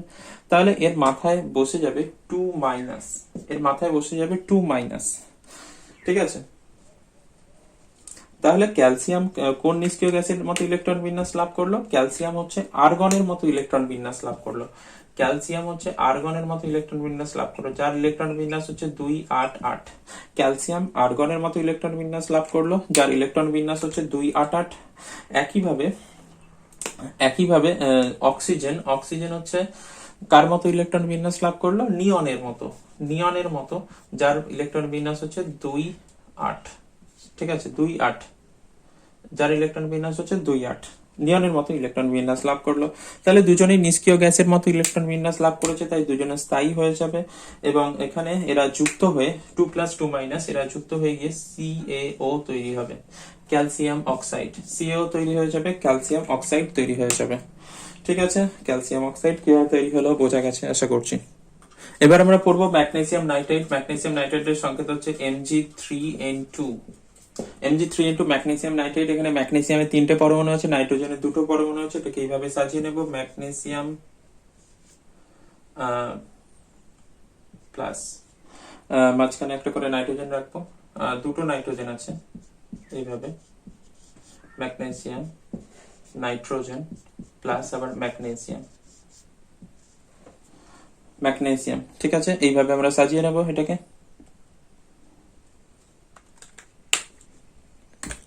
এবার যেটা আমাদের দেখতে হবে সেটা হচ্ছে ম্যাগনেসিয়াম, যে পরমাণুটা ম্যাগনেসিয়াম, এর পরমাণু ক্রমাঙ্ক, ম্যাগনেসিয়াম 12তে আছে, সোডিয়ামের পরে আছে ম্যাগনেসিয়াম, তার মানে হচ্ছে প্রোটন সংখ্যা এখানে হচ্ছে 12টা প্রোটন আছে, ইলেকট্রন সংখ্যা 12টা ইলেকট্রন আছে, 12টা ইলেকট্রন আছে, 12টা প্রোটন আছে। ঠিক আছে, তাহলে ইলেকট্রন বিন্যাস কি হবে? ইলেকট্রন বিন্যাস হচ্ছে প্রথম কক্ষে দুটো, তারপরের কক্ষে 8টা, দুটো 8টা, 8 দিয়ে 10, 10 আর 2, ঠিক আছে, এটা হচ্ছে এর ইলেকট্রন বিন্যাস। ঠিক আছে, এটা হচ্ছে এর ইলেকট্রন বিন্যাস। এটা হচ্ছে ম্যাগনেসিয়াম গেল। এবার যদি নাইট্রোজেনের কথা বলা হয়, নাইট্রোজেনের কি হচ্ছে, নাইট্রোজেনের ইলেকট্রন বিন্যাস যদি আমরা দেখি, নাইট্রোজেনের পরমাণু ক্রমাঙ্ক 7 আছে। নাইট্রোজেনের পরমাণু ক্রমাঙ্ক হচ্ছে 7। প্রোটন সংখ্যা হচ্ছে, প্রোটন 7টা প্রোটন থাকবে, প্রোটনের চার্জ প্লাস বলে পাশে প্লাস লিখছি। ইলেকট্রন সংখ্যা হচ্ছে 7টা ইলেকট্রন থাকবে। তাহলে নাইট্রোজেনের ইলেকট্রন বিন্যাস যেটা হবে, প্রথম কক্ষে হচ্ছে 2টো থাকবে, তারপরের কক্ষে হচ্ছে 5টা থাকবে। 2টো 5টা, কারণ টোটাল 7টা ইলেকট্রন আছে। প্রথম কক্ষে 2টো থাকবে, তারপরের কক্ষে হচ্ছে 5টা ইলেকট্রন থাকবে। ঠিক আছে, এবার যদি আমি এদের ইলেকট্রন গুলো সব থেকে বাইরের কক্ষের ইলেকট্রন গুলো বসাতে হবে, তো এর ইলেকট্রন বিন্যাস 2 8 2, এখানে লিখেছি 2 8 2, এখানে লিখবো 2 8 2, এখানে লিখবো 2 8 2। ঠিক আছে, আর নাইট্রোজেনের নিচে লিখবো 2 5 2 5, এখানেও 2 5। নাইট্রোজেনের ইলেকট্রন বিন্যাস হচ্ছে 2 5 2 5 2 5। ঠিক আছে, এবার ম্যাগনেসিয়ামের সব থেকে বাইরের কক্ষে 2টো ইলেকট্রন আছে, তো 2টো ইলেকট্রন এখানে বসিয়ে দেবো। নাইট্রোজেনের সব থেকে বাইরের কক্ষে 2টো ইলেকট্রন, 5টা ইলেকট্রন আছে। নাইট্রোজেনের সব থেকে বাইরের কক্ষে 5টা ইলেকট্রন আছে। এর ইলেকট্রনকে ডট দিয়ে লিখলে এর ইলেকট্রনকে আমি ক্রস দিয়ে লিখবো। ঠিক আছে, তাহলে একে কি করতে হবে, ম্যাগনেসিয়ামকে 2টো ইলেকট্রন ছাড়তে হবে, তবে এর সব থেকে বাইরের কক্ষে 8টা ইলেকট্রন হবে। আর নাইট্রোজেনের 5টা আছে সব থেকে বাইরের কক্ষে, সব থেকে বাইরের কক্ষে 8টা করতে গেলে একে আরো 3টে ইলেকট্রন নিতে হবে। তাহলে এর টোটাল 5টা ইলেকট্রন আছে, অন্য কালিতে আমি লিখছি। এর টোটাল হচ্ছে 5টা ইলেকট্রন আছে, 1টা 2টো 3টে 4টে 5টা। ঠিক আছে, এর টোটাল হচ্ছে 5টা ইলেকট্রন আছে। একইভাবে ম্যাগনেসিয়ামের হচ্ছে 2টো, ম্যাগনেসিয়ামের 2টো, এখানেও ম্যাগনেসিয়ামের 2টো। এবার কেন এইরকম ভাবে লিখছি, কোনটা দুদিকে লিখছি কোনটা একদিকে লিখছি, সব বোঝা যাবে এক্ষুনি, সব এক্ষুনি ক্লিয়ার হয়ে যাবে। ঠিক আছে, তো ম্যাগনেসিয়াম, নাইট্রোজেনের এখানে টোটাল 5টা, উপরে 2টো নিচে 2টো আর সাইডে একটা লিখেছি আর কি। এবার যখন ইলেকট্রনের এদের আদান প্রদান হবে, তখন কি হবে, এখানে এর 2টো ইলেকট্রন ছেড়ে দেবে, একটা একে দিয়ে দিল, এই দুটোই একে দিয়ে দেবে, দুটোই একে দিয়ে দেবে। ফেসবুক নোটেশন দিয়ে দেখাতে হয় ইলেকট্রন যাচ্ছে, যেটা ইলেকট্রনের দেওয়াটাকে একটা ইলেকট্রন যাচ্ছে, তার জন্য ফেসবুক নোটেশন ব্যবহার করতে হয়। এখানে 2টো ইলেকট্রন একে দিয়ে দিল, এর টোটাল 3টে দরকার, এর থেকে 2টো নেবে আর এর থেকে একটা নেবে, এর থেকে 2টো নেবে, এর থেকে একটা নেবে, টোটাল এর 3টে নেওয়া হয়ে গেল, মানে এর টোটাল 8টা হয়ে গেল। একইভাবে এ কি করবে, এই নাইট্রোজেনটা এর থেকে একটা নেবে আর এর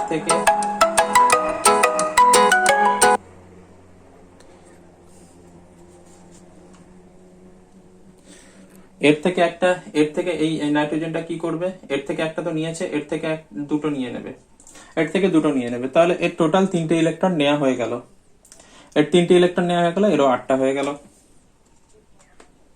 তাহলে এখানে ম্যাগনেসিয়ামের এখন কি অবস্থা, তাহলে এখানে নিচে যদি লিখি, ম্যাগনেসিয়ামের এখন, ম্যাগনেসিয়াম 2টো ম্যাগনেসিয়াম আছে, তাই সামনে 2 বসিয়ে দিচ্ছি। ম্যাগনেসিয়াম 2টো ম্যাগনেসিয়াম আছে, তাই 2 বসিয়ে দিচ্ছি এখানে। এর ইলেকট্রন বিন্যাস এখন হয়ে গেছে,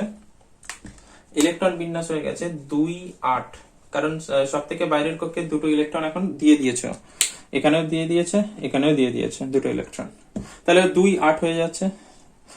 তাহলে এখানে কি হবে, এখানে 2টো ইলেকট্রন যেহেতু কমে যাচ্ছে, তার জন্য এখানে মাথায় 2 প্লাস হয়ে যাবে, 2 প্লাস হয়ে যাবে।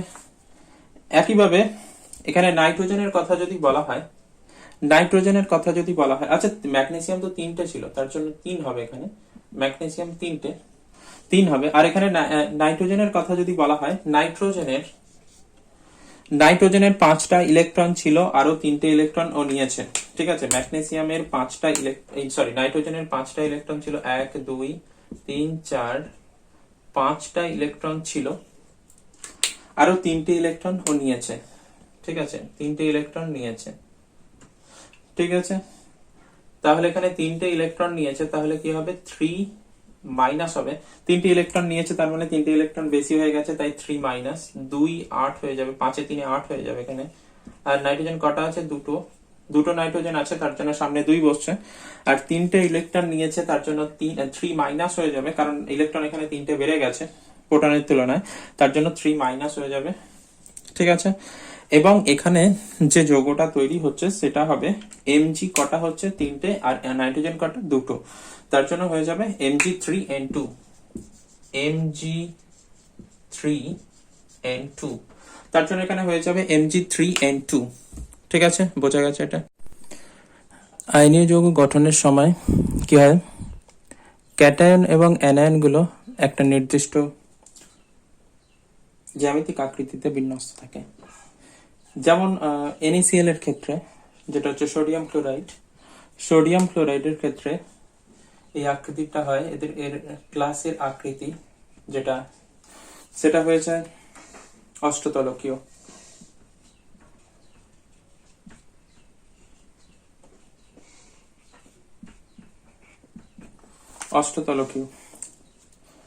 তাহলে কি বলছি, যেটা বলছি যে আয়নীয় ক্লাস যখন তৈরি হয় তখন ক্যাটায়ন আর অ্যানায়ন গুলো একটা কি বলে, নির্দিষ্ট জ্যামিতিক আকৃতিতে বিন্যস্ত হয়ে থাকে। ঠিক আছে, এবং কেন বিন্যস্ত হয়, যাতে ওর মধ্যে তো বিপরীত আধানযুক্ত আয়ন আছে, যেমন হচ্ছে Na অ্যাকচুয়ালি থাকে Na প্লাস হিসেবে, Cl অ্যাকচুয়ালি থাকে Cl মাইনাস হিসেবে। তো এদের মধ্যে কি হবে, যখন অনেকগুলো Na থাকে, অনেকগুলো Cl থাকে, এরা সব একসাথে থাকে, সমজাতীয় আধানগুলো যাতে বিকর্ষণ বল, তাদের মধ্যে বিকর্ষণ বল যাতে কম হয়, তার জন্য কি হয়, এখানে Na প্লাস তো একটা থাকে না, Na প্লাস অনেক থাকে। তো সমজাতীয় আধান মানে হচ্ছে দুটো প্লাস কিংবা দুটো মাইনাসের মধ্যে যাতে বিকর্ষণ বলটা কম হয়, তার জন্য এই নির্দিষ্ট আকৃতিগুলো থাকে। ঠিক আছে, এর ফলে কি হচ্ছে, একটা নির্দিষ্ট জ্যামিতিক আকৃতি বিশিষ্ট ক্লাসে একটা আয়ন নির্দিষ্ট সংখ্যক বিপরীত আয়ন দ্বারা মানে বেষ্টিত থাকে, চারদিক থেকে ঘিরে থাকে। যেমন NaCl এর ক্লাসে কি হয়, একটা Na প্লাস আয়ন 6টা Cl মাইনাস আয়ন দ্বারা বেষ্টিত থাকে। ঠিক আছে, একটা Na প্লাস আয়নের চারিদিকে 6টা Cl মাইনাস আয়ন থাকে। একইভাবে একটা Cl মাইনাস আয়নের চারিদিকে কি হবে, 6টা Na প্লাস আয়ন থাকবে। একটা Na প্লাস আয়নের চারিদিকে 6টা Cl মাইনাস আয়ন থাকে, একইভাবে একটা Cl মাইনাস আয়নের চারিদিকে 6টা Na প্লাস আয়ন থাকে। এইভাবে হচ্ছে বিন্যস্ত থাকে। তো NaCl এর ক্লাস হচ্ছে অষ্টতলকীয়।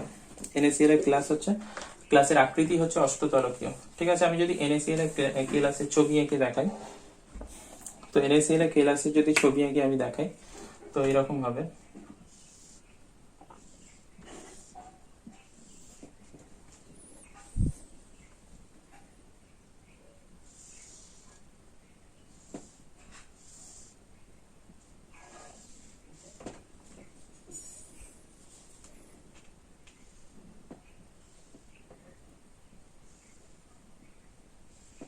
এটা গেছি।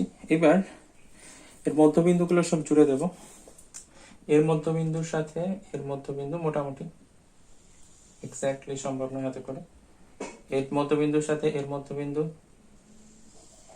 মানে প্রত্যেকটা তলে প্লাস প্লাস হয়ে যাবে, এটার সঙ্গে এখানে এটা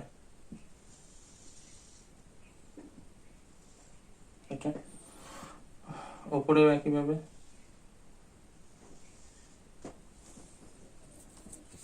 নিচের তলেও মিসিং হচ্ছে কিনা দেখতে হবে। এখানে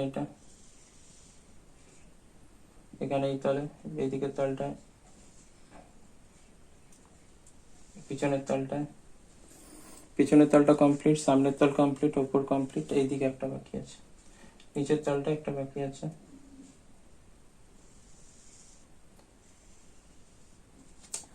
রেখে গেল।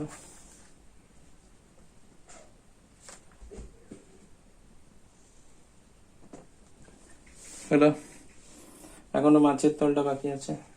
মাঝে এখান থেকে এটা জুড়ে দেব, ঠিক আছে, এখান থেকে এটা জুড়ে দেব, আর উপর থেকে সোজা নিচে পর্যন্ত জুড়ে দেব। তো এটা একটা NaCl এর ক্লাস আঁকছি। তো এবার হচ্ছে Na গুলোকে আমি কি বলে রেড দিয়ে দেখাচ্ছি। তো এখানে একটা Na বসিয়ে দিচ্ছি মাঝখানে, রেড। তো এটা হচ্ছে Na গুলোকে আমি রেড দিয়ে দেখাচ্ছি। রেড গুলো হচ্ছে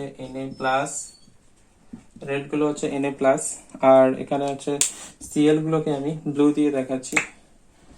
ঠিক আছে, Cl গুলো হচ্ছে ব্লু দিয়ে দেখাচ্ছি, ব্লু গুলো হচ্ছে Cl মাইনাস। তো এখানে একটা Na চারিদিকে সোজাসুজি থাকবে হচ্ছে Cl গুলো, আর সোজাসুজি থাকবে Cl, এটা হচ্ছে Na। তাহলে এর সোজাসুজি যেগুলো থাকবে Cl, এটা হচ্ছে Cl হবে, এটা Cl থাকবে এখানে, এর সোজাসুজি এখানে হচ্ছে Cl থাকবে, এর সোজাসুজি এখানে হচ্ছে Cl থাকবে, ঠিক আছে। এবারে সোজাসুজি নিচে হচ্ছে এখানে Cl থাকবে, সোজাসুজি নিচে Cl থাকবে, এর সোজাসুজি হচ্ছে ওপরে,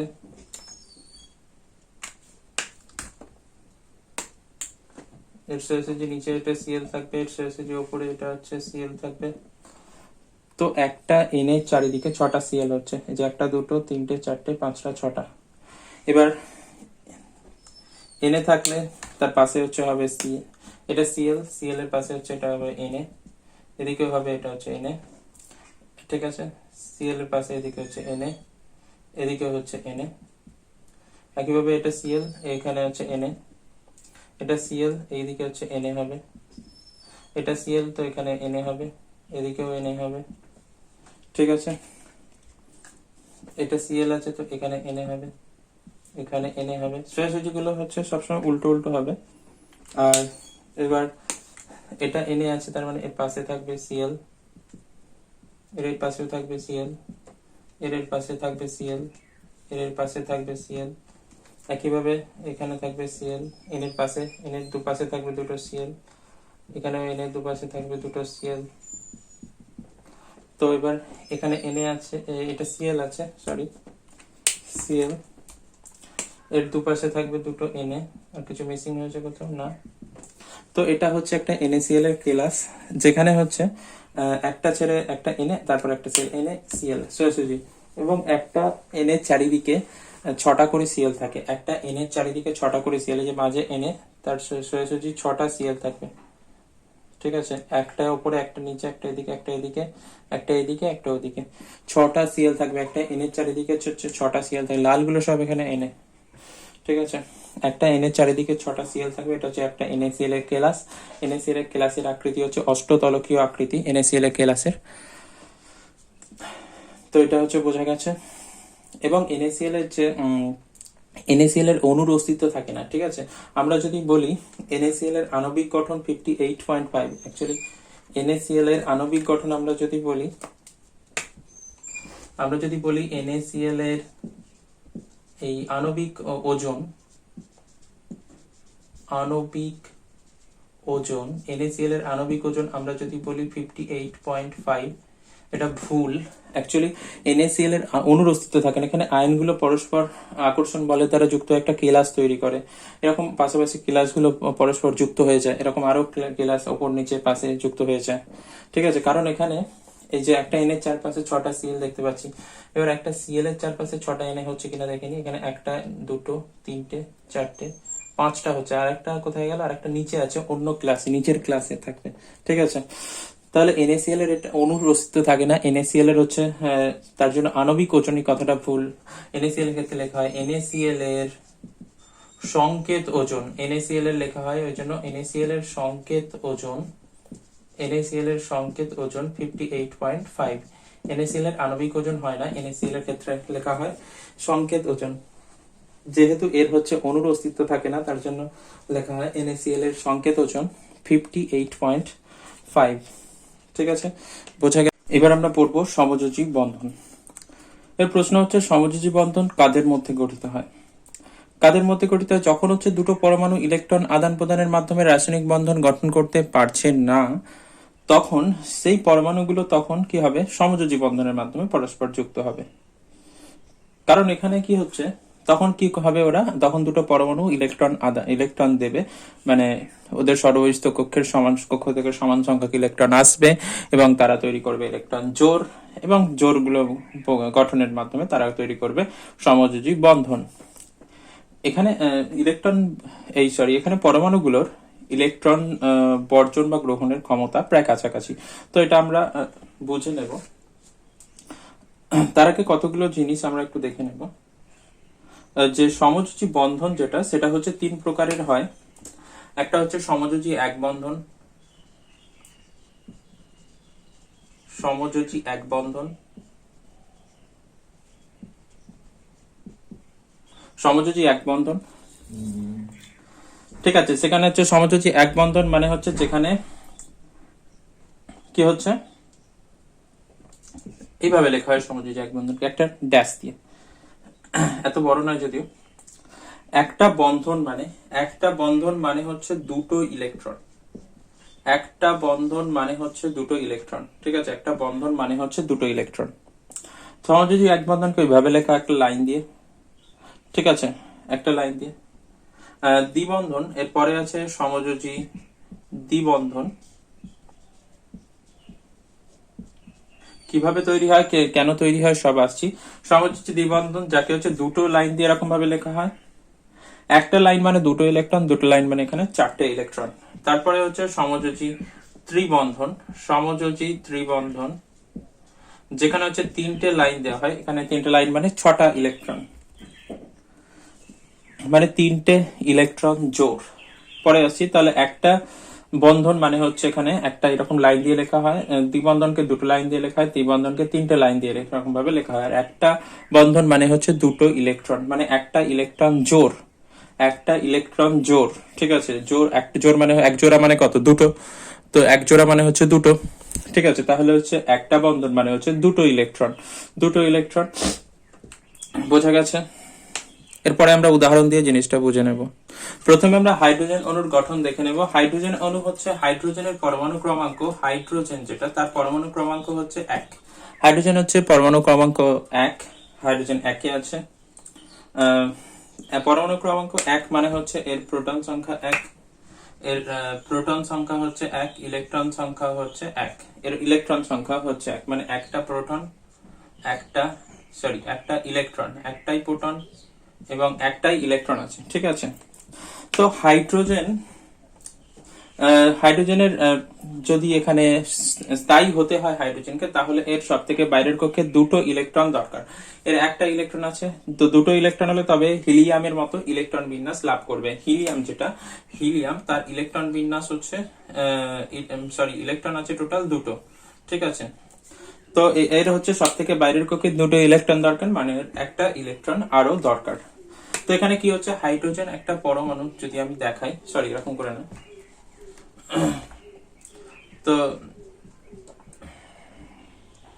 হাইড্রোজেন পরমাণু যদি আমি দেখাই, তো এটা হচ্ছে একটা হাইড্রোজেন পরমাণু যার সব থেকে বাইরের কক্ষে একটাই ইলেকট্রন আছে। এখানে আরো একটা হাইড্রোজেন পরমাণু H2 তৈরি হবে, যেহেতু দুটো হাইড্রোজেন পরমাণু দরকার। ঠিক আছে, এটাও আরো একটা হাইড্রোজেন পরমাণু। ঠিক আছে, এর একটা ইলেকট্রন আছে, এরও একটা ইলেকট্রন আছে। এদের প্রত্যেকেরই চাই আরো একটা করে ইলেকট্রন, এদের প্রত্যেকেরই চাই আরো একটা করে ইলেকট্রন। তো আরো একটা করে ইলেকট্রন পেতে হলে এদের কি করতে হবে, এদের তৈরি করতে হবে একটা ইলেকট্রন জোড়। তো এখানে কি হবে, এ একটা ইলেকট্রন দিয়ে দেবে, এবং এ একটা ইলেকট্রন, এরা একটা করে ইলেকট্রন দিয়ে একটা করে ইলেকট্রন জোড় তৈরি করবে। ঠিক আছে, এই ইলেকট্রনটা এবং এই ইলেকট্রনটা, এরা কি করবে, পরস্পরকে এ একটা ইলেকট্রন দেবে, এ একটা ইলেকট্রন দেবে, দিয়ে একটা ইলেকট্রন জোড় তৈরি করবে। তো কিভাবে করবে আমি দেখাচ্ছি। তো এখানে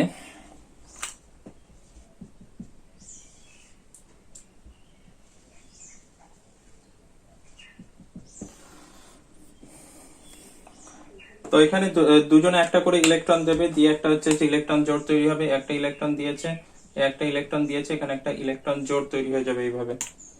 এই ইলেকট্রন জোড়টা দুটো পরমাণু সমভাবে ব্যবহার করতে পারবে, তাহলে এরও দুটো হয়ে যাবে, এরও দুটো হয়ে যাবে। মানে এই ইলেকট্রন জোড়টা দুটো পরমাণুর, মানে এই পরমাণুরও এই পরমাণুরও, তাহলে প্রত্যেকের হচ্ছে দুটো করে হয়ে যাবে এবং এদের মধ্যে তৈরি হয়ে যাবে সমযোজী বন্ধন H। ঠিক আছে, এদের মাঝে একটা বন্ধন তৈরি হয়ে যাবে, এখানে সমযোজী এক বন্ধন, এক জোড়া ইলেকট্রন মানে হচ্ছে একটা বন্ধন, এখানে সমযোজী এক বন্ধন তৈরি হবে, একটা ইলেকট্রন জোড় যেহেতু আছে, তো এখানে হাইড্রোজেন অণু তৈরি হবে H2। ঠিক আছে, বোঝা গেছে এটা আশা করছি। এরপরে আমরা পরের উদাহরণ দেখব। এবার আমরা দেখব ক্লোরিন অণুর গঠন। ক্লোরিন অণুর সংকেত হচ্ছে Cl2। Cl2 অণু কিভাবে গঠিত হয় সেটাই আমরা পরে দেখব। ঠিক আছে, ক্লোরিন পরমাণুর ক্লোরিনের হচ্ছে পরমাণু ক্রমাঙ্ক কত? ক্লোরিনের পরমাণু ক্রমাঙ্ক হচ্ছে 17। তার মানে হচ্ছে ক্লোরিন হচ্ছে আছে 17তে, পরমাণু ক্রমাঙ্ক 17। তার মানে হচ্ছে প্রোটন সংখ্যা হচ্ছে 17, ইলেকট্রন সংখ্যা হচ্ছে 17। 17টা ইলেকট্রন আছে, 17টা ইলেকট্রন আছে। এর ইলেকট্রন বিন্যাস যদি আমি লিখি, এর ইলেকট্রন বিন্যাস হচ্ছে 2 8 8 দিয়ে 10 7, 2 8 7। এটা হচ্ছে ক্লোরিনের ইলেকট্রন বিন্যাস। ক্লোরিনের ইলেকট্রন বিন্যাস হচ্ছে 2 8 7। ঠিক আছে, তো ক্লোরিন পরমাণুর কি হবে তাহলে? এখানে এটা হচ্ছে ক্লোরিন পরমাণু। ক্লোরিন পরমাণুর সব থেকে বাইরের কক্ষের যে ইলেকট্রন গুলো আছে সেগুলো আমরা লিখবো। ক্লোরিনের ইলেকট্রন বিন্যাস যাই হোক না, এখানে হচ্ছে 2 8 7 লিখে দিচ্ছি। এখানে কি করব, সব থেকে বাইরের কক্ষের ইলেকট্রন গুলো লুইস ডট গঠন আমরা এখানে দেখছি, লুইস ডট গঠন।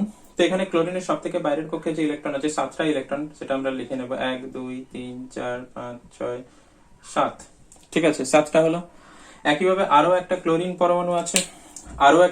পরমাণু আছে, তারও সব থেকে বাইরের কক্ষে 7টা ইলেকট্রন আছে, 2 8 7 এর ইলেকট্রন বিন্যাস। এরও সব থেকে বাইরের কক্ষে 7টা ইলেকট্রন আছে, সেটা আমরা লিখে নেব 1 2 3 4 5 6 7। এর 8টা করতে গেলে এর কাছাকাছি নিষ্ক্রিয় গ্যাস হচ্ছে আর্গন। এদের কাছাকাছি নিষ্ক্রিয় গ্যাস হচ্ছে আর্গন, যার ইলেকট্রন বিন্যাস হচ্ছে 2 8 8। তো এর 8টা করতে গেলে এর ইলেকট্রন বিন্যাস যদি আর্গনের মতো ইলেকট্রন বিন্যাস যদি লাভ করতে চায়, তাহলে আরো এর একটা ইলেকট্রন দরকার সব থেকে বাইরের কক্ষে একটা ইলেকট্রন দরকার। তার জন্য এরা কি করে, একটা ইলেকট্রন দেয় দিয়ে তৈরি করে একটা ইলেকট্রন জোড়। কিভাবে তৈরি করছে আমি একে দেখিয়ে দিচ্ছি। তো একটা ইলেকট্রন দেয় দিয়ে তৈরি করে একটা ইলেকট্রন জোড়। ঠিক আছে,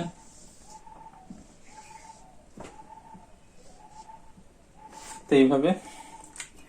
তো এখানে কি হচ্ছে, ক্লোরিন এই ক্লোরিনটা একটা ইলেকট্রন দিয়েছে, দিয়ে একটা তৈরি করেছে ইলেকট্রন জোড়। আর কটা ইলেকট্রন তাহলে পড়ে থাকবে? টোটাল 7টা ইলেকট্রন ছিল, একটা দিয়েছে, তাহলে এখানে 6টা ইলেকট্রন পড়ে থাকবে। এরও 6টা ইলেকট্রন পড়ে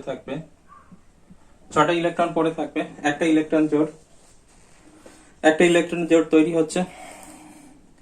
এই ইলেকট্রন জোড় মানে হচ্ছে এখানে যেটা হয়ে যাবে সেটা হচ্ছে এখানে,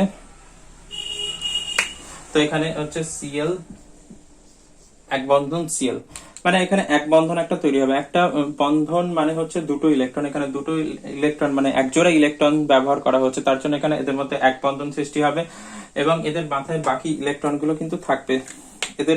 এদের উপর যে বাকি ইলেকট্রন গুলো ছিল 1 2 3 4 5 6, 1 2 3 4 5 6।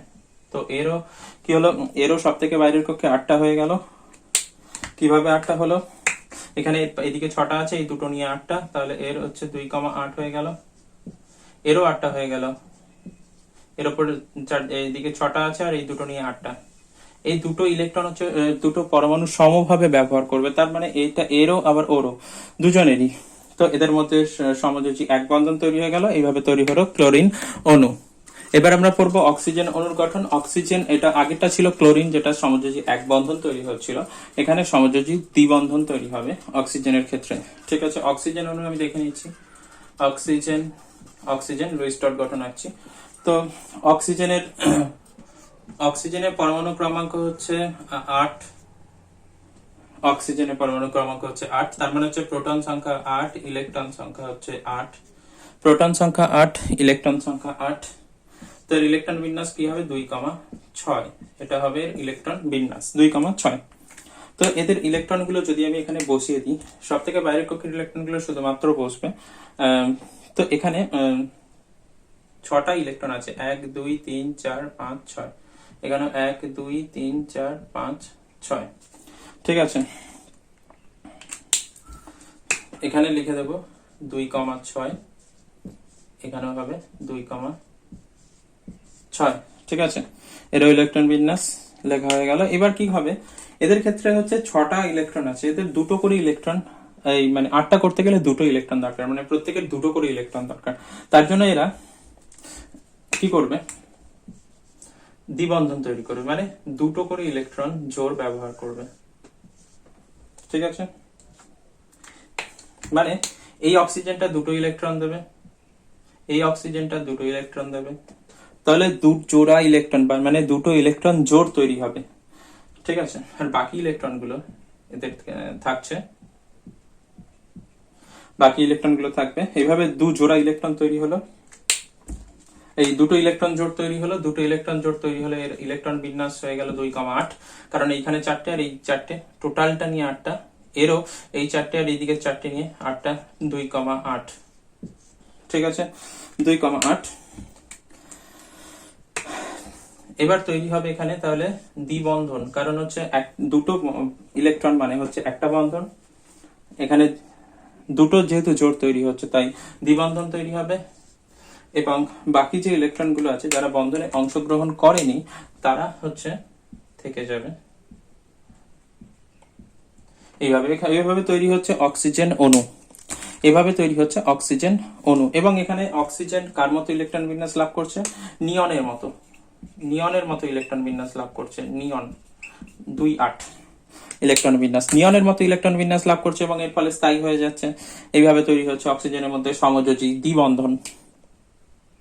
এরপরে আমরা যেটা দেখবো নাইট্রোজেন অণুর গঠন। নাইট্রোজেনের যে পরমাণু, নাইট্রোজেন পরমাণু যার হচ্ছে পরমাণু ক্রমাঙ্ক হচ্ছে কত, নাইট্রোজেন পরমাণুর হচ্ছে 7 পরমাণু ক্রমাঙ্ক, তার মানে এর প্রোটন সংখ্যা হচ্ছে, প্রোটন হচ্ছে 7টা, ইলেকট্রন হচ্ছে 7টা, এর ইলেকট্রন বিন্যাস 2,5, প্রথম কক্ষে দুটো, তারপরের কক্ষে হচ্ছে 5টা, 2,5 এর ইলেকট্রন বিন্যাস। নাইট্রোজেনের এবার যদি আমরা লুইস ডট গঠন আঁকি, তো লুইস ডট গঠন নাইট্রোজেন যার হচ্ছে ইলেকট্রন বিন্যাস 2,5, আরো একটা নাইট্রোজেন N2, যেহেতু দুটো নাইট্রোজেন মাঝখানে প্লাস 2,5, এখানে দুটো যেহেতু একই পরমাণু তাই সবারকে আমরা ডট দিয়ে লিখছি, নাহলে ডট ক্রস দিয়ে লিখতে হতো। নাইট্রোজেনের সব থেকে বাইরের কক্ষে 5টা ইলেকট্রন আছে, 5টা ইলেকট্রন আছে, তো এখানে কি হবে, এখানে এর দরকার হচ্ছে তাহলে 3টে ইলেকট্রন আরো, তার জন্য এখানে এরা প্রত্যেকে 3টে করে ইলেকট্রন দিয়ে, 3টে করে ইলেকট্রন দিয়ে এখানে 3টে ইলেকট্রন জোড় তৈরি করবে, এবং সেই 3টে ইলেকট্রন জোড় দুটো নাইট্রোজেন পরমাণুর মধ্যে সমভাবে ব্যবহার হয়ে তৈরি হবে নাইট্রোজেন অণু। তো এটা হচ্ছে একটা নাইট্রোজেন, এদিকে আরো একটা নাইট্রোজেন, ঠিক আছে। নাইট্রোজেন এখানে কি হচ্ছে, 3টে ইলেকট্রন দেবে, এই নাইট্রোজেনটা, এদিকে নাইট্রোজেন 3টে ইলেকট্রন, এও 3টে ইলেকট্রন, 3টে ইলেকট্রন দিয়ে 3টে ইলেকট্রন জোড় তৈরি করবে, এবং বাকি কটা করে থাকে, 3টে দিয়ে দিলে এর দুটো ইলেকট্রন থাকছে এখনো, আর এরও দুটো ইলেকট্রন থাকছে। তাহলে টোটাল ইলেকট্রন বিন্যাস কত দাঁড়াচ্ছে, এর ইলেকট্রন বিন্যাস কত দাঁড়াচ্ছে, দুটো, আর এদিকে হচ্ছে 6টা, 6 দিয়ে 8, 2,8, এরও ইলেকট্রন বিন্যাস দাঁড়াচ্ছে 2,8। তাহলে এখানে যেটা তৈরি হবে এরপরে, এখানে নাইট্রোজেন, তাদের মধ্যে দ্বিবন্ধন তৈরি হয়ে যাবে, আর ওদের মাথায় হচ্ছে দুটো করে ইলেকট্রন আছে, তো এই ইলেকট্রন গুলো থেকে যাবে, এগুলো নিঃসঙ্গ ইলেকট্রন জোড় হিসেবে থাকবে, লোন পেয়ার অফ ইলেকট্রনস, নিঃসঙ্গ ইলেকট্রন জোড় হিসেবে থাকবে, এবং এখানে দ্বিবন্ধন গঠিত হবে। এখানে কার মতো ইলেকট্রন বিন্যাস লাভ করছে, নিয়নের মতো ইলেকট্রন বিন্যাস এখানেও লাভ করছে, নিয়নেরও 2,8 ইলেকট্রন বিন্যাস, ঠিক আছে। তাহলে এখানে নাইট্রোজেন অণু তৈরি হবে যেখানে দ্বিবন্ধন গঠিত হচ্ছে। এরপরে আমরা যেটা দেখবো জলের অণুর গঠন। জলের মধ্যে এখানে কি আছে, হাইড্রোজেন আছে আর অক্সিজেন আছে। হাইড্রোজেন, যদি প্রথমে হাইড্রোজেনের কথা দেখি, হাইড্রোজেনের হচ্ছে পরমাণু ক্রমাঙ্ক, হাইড্রোজেনের পরমাণু ক্রমাঙ্ক 1, মানে প্রোটন সংখ্যা 1, ইলেকট্রন সংখ্যা হচ্ছে 1। একইভাবে অক্সিজেনের কথা যদি ভাবি, তাহলে অক্সিজেনের হচ্ছে পরমাণু ক্রমাঙ্ক 1, পরমাণু ক্রমাঙ্ক হচ্ছে 8, প্রোটন সংখ্যা 8, ইলেকট্রন সংখ্যা হচ্ছে 8। তাহলে ইলেকট্রন বিন্যাস কত হবে 2,6, 8টা ইলেকট্রন আছে 2,6, ইলেকট্রন বিন্যাস হবে 2,6। তাহলে অক্সিজেনের ইলেকট্রন বিন্যাস 2,6 আর হাইড্রোজেনের তো একটাই আছে। তো এখানে কি হয়, জলের সংকেত হচ্ছে H2O, এটা জলের সংকেত। তাহলে এখানে কি হচ্ছে, যেটা হবে হাইড্রোজেন আছে, অক্সিজেন, হাইড্রোজেন, এখানে আবার আলাদা পরমাণু এসে গেছে, তার জন্য আবার ডট ক্রস ব্যবহার করতে হবে। ঠিক আছে, ঠিক আছে, এখানে বসিয়ে দিচ্ছি। তাহলে এখানে হাইড্রোজেনকে যদি আমি ক্রস দিয়ে লিখি, হাইড্রোজেনের একটা ইলেকট্রন আছে, ক্রস দিয়ে লিখছি হাইড্রোজেনের একটা ইলেকট্রন। আর অক্সিজেনের কটা ইলেকট্রন আছে, অক্সিজেনের হচ্ছে 6টা ইলেকট্রন, 1টা 2টো 3টে 4টে 5টা 6টা ইলেকট্রন, 6টা ইলেকট্রন। তো আমরা এটা ইলেকট্রন বিন্যাস এদের লিখে দেবো। এখানে একটা ইলেকট্রন আছে, এর হচ্ছে 2,6, 6টা ইলেকট্রন। সব থেকে বাইরের কক্ষের ইলেকট্রন গুলো লিখবো, শুধুমাত্র সব থেকে বাইরের কক্ষের ইলেকট্রন গুলো। তাহলে এখানে কি হবে, তো এখানে অক্সিজেন, হাইড্রোজেন, হাইড্রোজেন এইভাবে তৈরি হবে। এখানে একটু মেকে গেল, ঠিক আছে। তো এখানে অক্সিজেন, এখানে হাইড্রোজেন একটা ইলেকট্রন দেবে, অক্সিজেন একটা ইলেকট্রন দেবে, এখানে হাইড্রোজেন একটা ইলেকট্রন দেবে, অক্সিজেন একটা ইলেকট্রন দেবে। তাহলে দুটো হাইড্রোজেন এ একটা ইলেকট্রন দেবে, একটা ইলেকট্রন দেবে, একটা ইলেকট্রন দেবে, একটা ইলেকট্রন দেবে। ঠিক আছে, দিয়ে একটা করে ইলেকট্রন জোড় ওখানে তৈরি করবে। তৈরি করার পর অক্সিজেনের মাথায় কটা ইলেকট্রন থাকছে, এখানে দুটো দিয়ে দিয়েছে, তাহলে আর দুটো দুটো 4টে ইলেকট্রন থাকছে, 4টে ইলেকট্রন থাকছে। এবং এখানে তৈরি হচ্ছে জলের অণু, এবং এখানে তৈরি হচ্ছে জলের অণু। তো ও এখানে আছে, আর দুদিকে দুটো হচ্ছে এইচ, দুদিকে দুটো এইচ, এইভাবে এদিকে একটা এইচ, এদিকে একটা এইচ। ঠিক আছে, এটা হচ্ছে ভি আকৃতির অণু হয়। বাকি ইলেকট্রন গুলো আমি বসিয়ে দেবো। বাকি ইলেকট্রন এখানে হচ্ছে এদিকে, এখানে 4টে ইলেকট্রন আছে। তো এটা হয়ে গেল জলের অণুর গঠন। এটা ভি আকৃতির অণু, ভি আকৃতি, ভি আকৃতি। তো ভি সেপ্ট, এই অণুটার আকৃতি হচ্ছে, জলের অণুর আকৃতি হচ্ছে ভি আকৃতি। এবং এখানে যেটা হচ্ছে হাইড্রোজেনের দুটো ইলেকট্রন পূর্ণ হয়েছে, হাইড্রোজেনের দুটো ইলেকট্রন পূর্ণ হয়েছে, এবং হিলিয়ামের মতো ইলেকট্রন বিন্যাস লাভ করেছে, যে দুটো ইলেকট্রন, এই হাইড্রোজেনটারও দুটো ইলেকট্রন পূর্ণ হয়েছে। ঠিক আছে, আর এই মাঝেরটা যেটা আছে অক্সিজেন, অক্সিজেনের 2,8 হয়ে গেছে, কারণ এখানে 1 2 3 4 5 6 7 8, সব থেকে বাইরে কক্ষে 8টা হয়ে গেছে। তো আর ভেতরে তো দুটো ছিলই আগে থেকে, তাহলে 2,8 ও কার মতো, নিয়নের মতো ইলেকট্রন বিন্যাস লাভ করেছে। তাহলে এখানে সবার অক্সিজেনের অষ্টক পূর্তি এবং দুটো হাইড্রোজেনের দ্বৈত পূর্তি হয়েছে। মানে দুটো হাইড্রোজেন হচ্ছে হিলিয়ামের মতো ইলেকট্রন বিন্যাস লাভ করেছে, এবং এরা হচ্ছে তৈরি করেছে জলের অণু। এরপর আমরা দেখবো কার্বন ডাই অক্সাইড অণুর গঠন। কার্বন পরমাণু, যেটা কার্বনের পরমাণু ক্রমাঙ্ক, কার্বনের পরমাণু ক্রমাঙ্ক হচ্ছে 6, তার মানে হচ্ছে প্রোটন সংখ্যা হচ্ছে 6, ইলেকট্রন সংখ্যা হচ্ছে 6। এর ইলেকট্রন বিন্যাস হবে 2,4। কার্বনের ইলেকট্রন বিন্যাস হচ্ছে 2,4। একইভাবে যদি অক্সিজেনের দেখি, অক্সিজেনের এইমাত্র অনেকবার দেখেছি, অক্সিজেনের যে ইলেকট্রন বিন্যাস যেটা হয় সেটা হচ্ছে 2,6 হয়েছে। ঠিক আছে, কার্বনের তাহলে অক্সিজেনের তাহলে দুটো ইলেকট্রন দরকার 8টা হতে গেলে, আর কার্বনের 4টে ইলেকট্রন দরকার। ঠিক আছে, এখানে তৈরি হচ্ছে CO2, তার মানে হচ্ছে মাঝখানে কার্বন লিখে আর দুদিকে দুটো অক্সিজেন লিখে দিচ্ছি, দুদিকে দুটো অক্সিজেন। ঠিক আছে, এর ইলেকট্রন বিন্যাস হচ্ছে 2,6, এরও হচ্ছে 2,6, আর হচ্ছে 2,4, 2,4। ঠিক আছে, এরও 2,4। এবার এখানে কি হচ্ছে, এদের সব থেকে বাইরের কক্ষে কটা ইলেকট্রন আছে, 6টা ইলেকট্রন আছে। তো 1 2 3 3 4 5 6, কেন 1 2 3 4 5 6। কার্বনের হচ্ছে, কার্বনের 4টে ইলেকট্রন আছে, 4টে ইলেকট্রনকে আমি ক্রস দিয়ে লিখবো, কারণ দুটো আলাদা পরমাণু হচ্ছে, তাহলে এখানে ক্রস দিয়ে লিখবো। তো এখানে দুটো ক্রস, এদিকে দুটো ক্রস, এটা কিছু নয়। তো 4টে ইলেকট্রন আছে, ক্রস দিয়ে লিখে দিলাম। এরপরে যেটা হচ্ছে এদের মধ্যে, এবার তাহলে কি হবে, এখানে এর দুটো ইলেকট্রন দরকার, এ দুটো ইলেকট্রন দেবে, এ দুটো ইলেকট্রন দেবে, এখানে দুটো ইলেকট্রন জোট তৈরি হবে। একইভাবে এ দুটো ইলেকট্রন দেবে, এ দুটো ইলেকট্রন দেবে, এখানেও দুটো ইলেকট্রন জোট তৈরি হবে, মানে দুদিকে দুটো দ্বিবন্ধন তৈরি হবে। তার মানে এখানে হচ্ছে এরকম হবে, কার্বন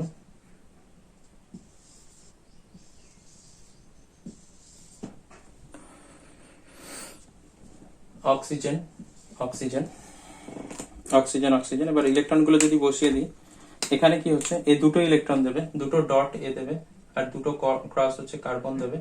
এখানে কার্বন হচ্ছে দুটো ক্রস দেবে, আর অক্সিজেন হচ্ছে দুটো ডট দেবে। তাহলে অক্সিজেন হচ্ছে দুটো ইলেকট্রন দিয়ে দিয়েছে, তাহলে এর মাথায় এখনো দুটো করে ইলেকট্রন, মানে চারটে করে ইলেকট্রন থাকছে। প্রত্যেকটা অক্সিজেনের চারটে করে ইলেকট্রন এখনো থাকছে। এবার টোটাল হিসাব করে দেখা যাক প্রত্যেকটা একটা করে হচ্ছে কিনা। তো অক্সিজেন এখানে এখানে চারটে, এদিকে চারটে, আটটা। তাহলে এখানে হয়ে গেল 2,8। কার্বন, কার্বনের হচ্ছে টোটাল হচ্ছে এখানে চারটে, তাহলে এখানে 2,8, এরও 2,8 হয়ে গেল। এদিকে চারটে, এদিকে চারটে, টোটাল 8টা হয়ে যাচ্ছে। আর এই অক্সিজেনটারও এই চারটে আর এই চারটে, মানে হচ্ছে 2,8। ঠিক আছে, এই ইলেকট্রনগুলো এই পরমাণুরও আবার কার্বনেরও, ঠিক আছে, এরকম ভাবে শেয়ারিং হবে। তাহলে এখানে যেটা তৈরি হবে, দ্বিবন্ধন তৈরি হবে কার্বন আর অক্সিজেনের মাঝখানে, হচ্ছে এখানে দ্বিবন্ধন তৈরি হবে এইভাবে। কার্বন আর অক্সিজেনের মাঝখানে তৈরি হবে দ্বিবন্ধন। দ্বিবন্ধন তৈরি হবে, বাকি অক্সিজেন, বাকি ইলেকট্রন গুলো যেগুলো যেগুলো বন্ধনে অংশগ্রহণ করেনি সেগুলো পড়ে থাকবে এইভাবে। এবং এদের যে অনুর আকৃতি সেটা হয়ে যাবে লিনিয়ার বা সরল রৈখিক। সরল রৈখিক হয়ে যাবে, কারণ এখানে অনুটা স্ট্রেট আছে, তো এটা সরল রৈখিকের অনুর গঠন। অনুটার কার্বন ডাই অক্সাইড, এখানে প্রত্যেকটা হচ্ছে নিয়নের মতো ইলেকট্রন বিন্যাস লাভ করেছে। কার্বন ডাই অক্সাইড হলো, বোঝা গেছে আশা করছি।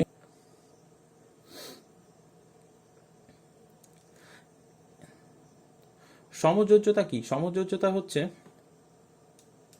নিকটতম নিষ্ক্রিয় গ্যাসের পরমাণুর মতো সুস্থিত ইলেকট্রন বিন্যাস লাভের চেষ্টায় দুটি পরমাণু ভূমিস্তরে বা উদ্দীপ্ত শক্তি স্তরে তাদের সর্বস্থ কক্ষের অযুগ্ম ইলেকট্রনগুলির মিলনে এক বা একাধিক ইলেকট্রন জোড় সমভাবে ব্যবহারের মাধ্যমে নিজেদের মধ্যে রাসায়নিকভাবে মিলিত হওয়ার যে ক্ষমতা লাভ করে তাকে সমযোজ্যতা। সমযোজ্যতা কি জিনিস?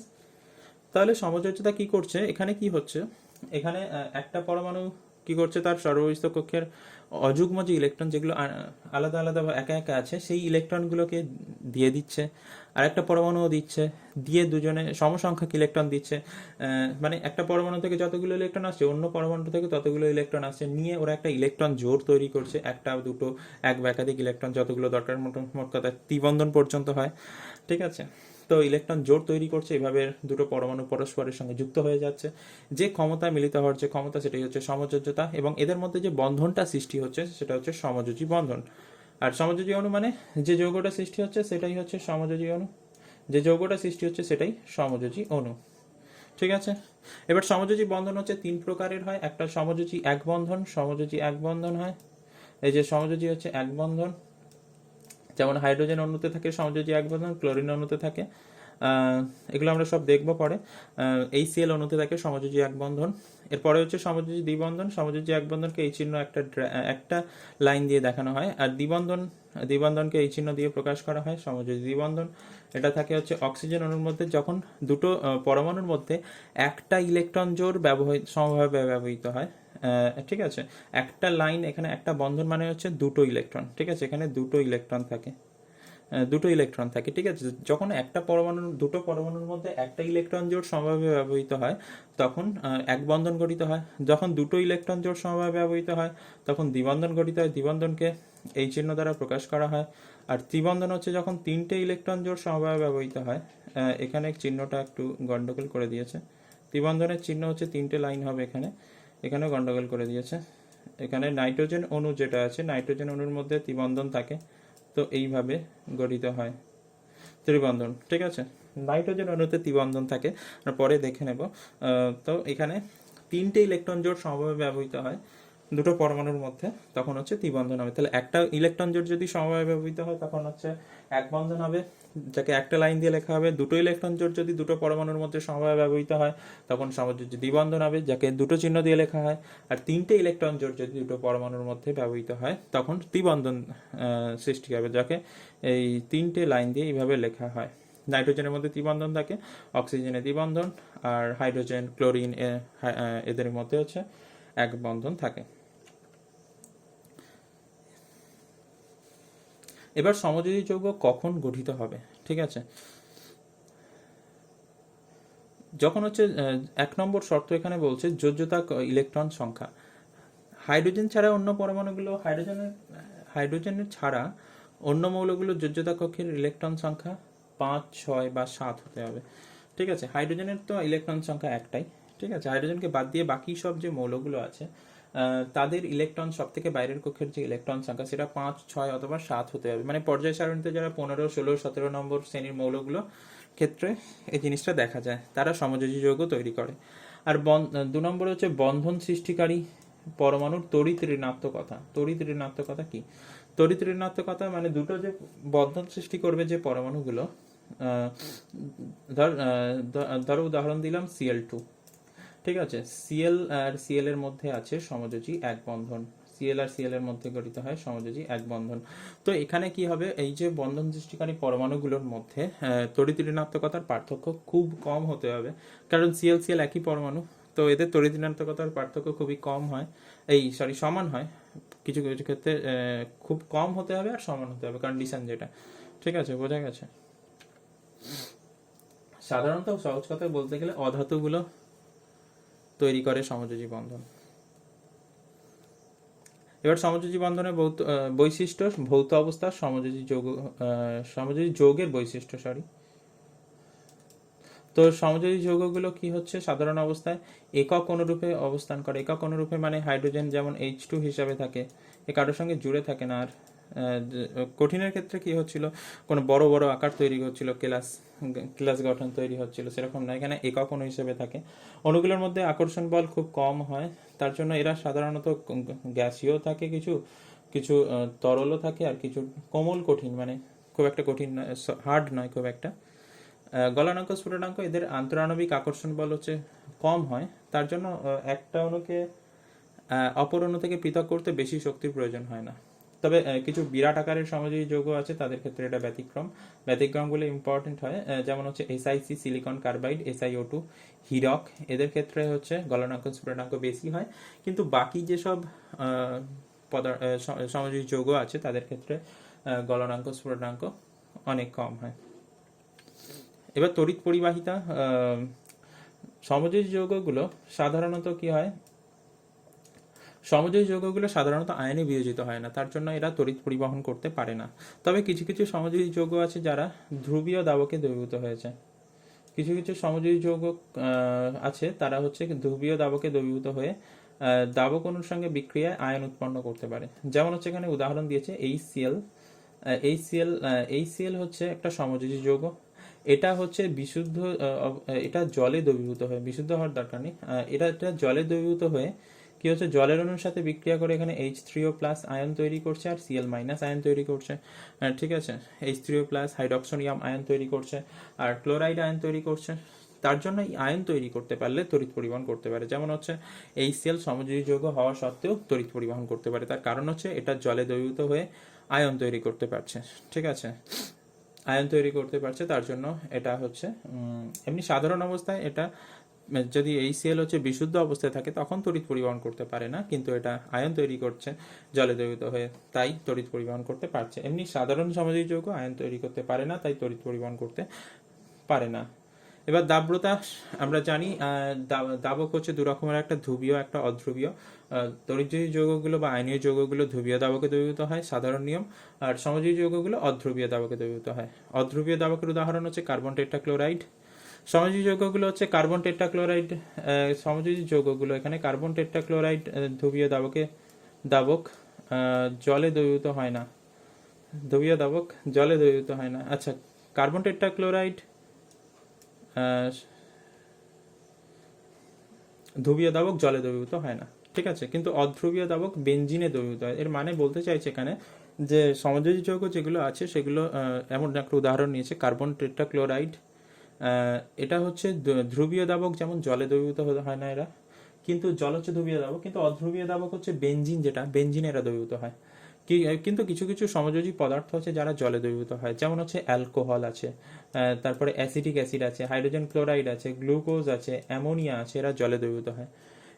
এরা জলে দ্রবীভূত কারণ কি? কারণ বলছে এরা নিজেরাই ধ্রুবীয়, মানে এদের মধ্যে পোলারিটি আছে, কিছুটা প্লাস মাইনাস তৈরি হয়, অথবা জলের সঙ্গে বিক্রিয়া করে এতে, যেমন হচ্ছে এক্ষেত্রে HCl এর ক্ষেত্রে হচ্ছিল জলের সাথে বিক্রিয়া করেছিল, অথবা কি হচ্ছে, এরা হাইড্রোজেন বন্ধন তৈরি করতে পারে, মানে ওখানে হাইড্রোজেনের সঙ্গে একটা বন্ধন তৈরি করে বলে, জলের যে হাইড্রোজেন আছে ওর সঙ্গে বন্ধন তৈরি করে, ওটা এখন নেই হাইড্রোজেন বন্ধন, তো বন্ধন তৈরি করে এবং বন্ধন তৈরির মাধ্যমে দ্রবীভূত হয়। যেমন হচ্ছে যে গ্লুকোজ, গ্লুকোজ হচ্ছে জলের অণুর সঙ্গে হচ্ছে হাইড্রোজেন বন্ধন তৈরি করে, হাইড্রোজেন বন্ধন তৈরির মাধ্যমে দ্রবীভূত হয়েছে। একইভাবে HCl হচ্ছে জলের সাথে বিক্রিয়া করে এই আয়নগুলো তৈরি করে দ্রবীভূত হয়।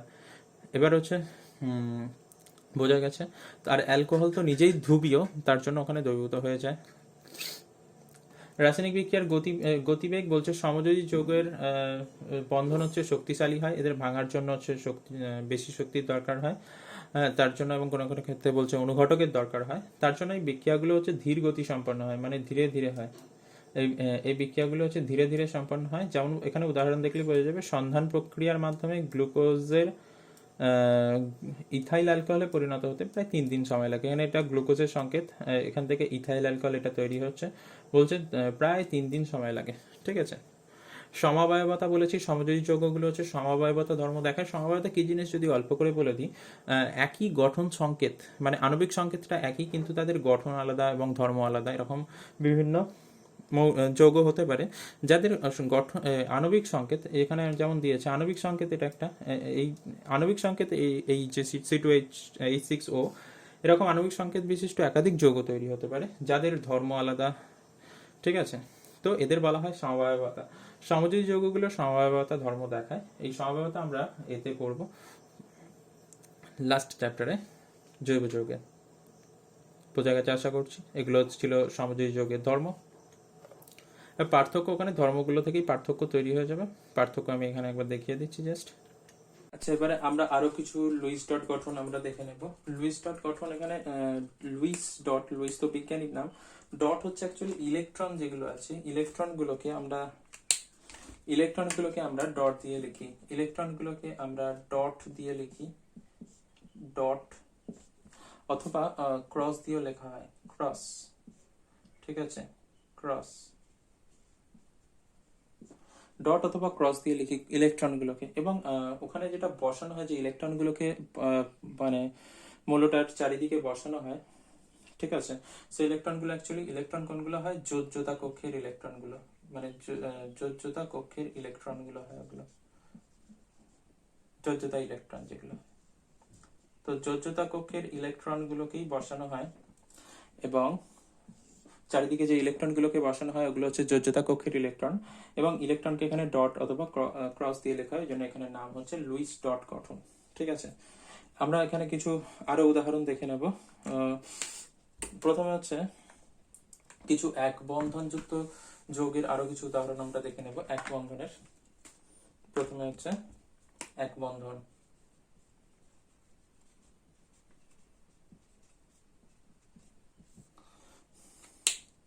এক বন্ধনের কিছু উদাহরণ দেখে নেব। এক বন্ধনের প্রথমে আমরা দেখব F2, ফ্লোরিন, ফ্লোরিন অণু। ঠিক আছে, ফ্লোরিন অণুর গঠন আমরা দেখে নেব। ফ্লোরিন হচ্ছে পরমাণু, যেটা ফ্লোরিনের পরমাণু ক্রমাঙ্ক, ফ্লোরিন কত আছে, ফ্লোরিন হচ্ছে 9 আছে। ঠিক আছে, ফ্লোরিনের পরমাণু ক্রমাঙ্ক 9, মানে হচ্ছে প্রোটন সংখ্যা 9, ইলেকট্রন সংখ্যা তাহলে 9। আর পরমাণু ক্রমাঙ্ক 9টা ইলেকট্রন থাকলে প্রথম কক্ষে 2টো, তারপরের কক্ষে হচ্ছে 7টা ইলেকট্রন। এটা হচ্ছে ফ্লোরিনের ইলেকট্রন বিন্যাস। ফ্লোরিনের ইলেকট্রন বিন্যাস তাহলে হচ্ছে 2,7। ফ্লোরিন হচ্ছে F2, তাহলে হচ্ছে এখানে একটা ফ্লোরিন, তার সঙ্গে হচ্ছে আরো একটা ফ্লোরিন, এইভাবে বসবে। তো এখানে এদের ইলেকট্রন আছে, সব থেকে বাইরের কক্ষের ইলেকট্রন গুলোকে শুধুমাত্র লিখবো। এখানে সব থেকে বাইরের কক্ষে 7টা ইলেকট্রন আছে, 1টা 2টো 3টে 4টে 5টা 6টা 7টা। এখানে 1টা 2টো 3টে 4টে 5টা 6টা 7টা। একই মৌল হলে, একই মৌলের পরমাণু হলে তাহলে শুধু ডট দিয়ে লিখে দেবো, নাহলে আলাদা আলাদা করে লিখতে হবে, ডট দিয়ে একটাকে একটাকে ক্রস দিয়ে লিখতে হবে।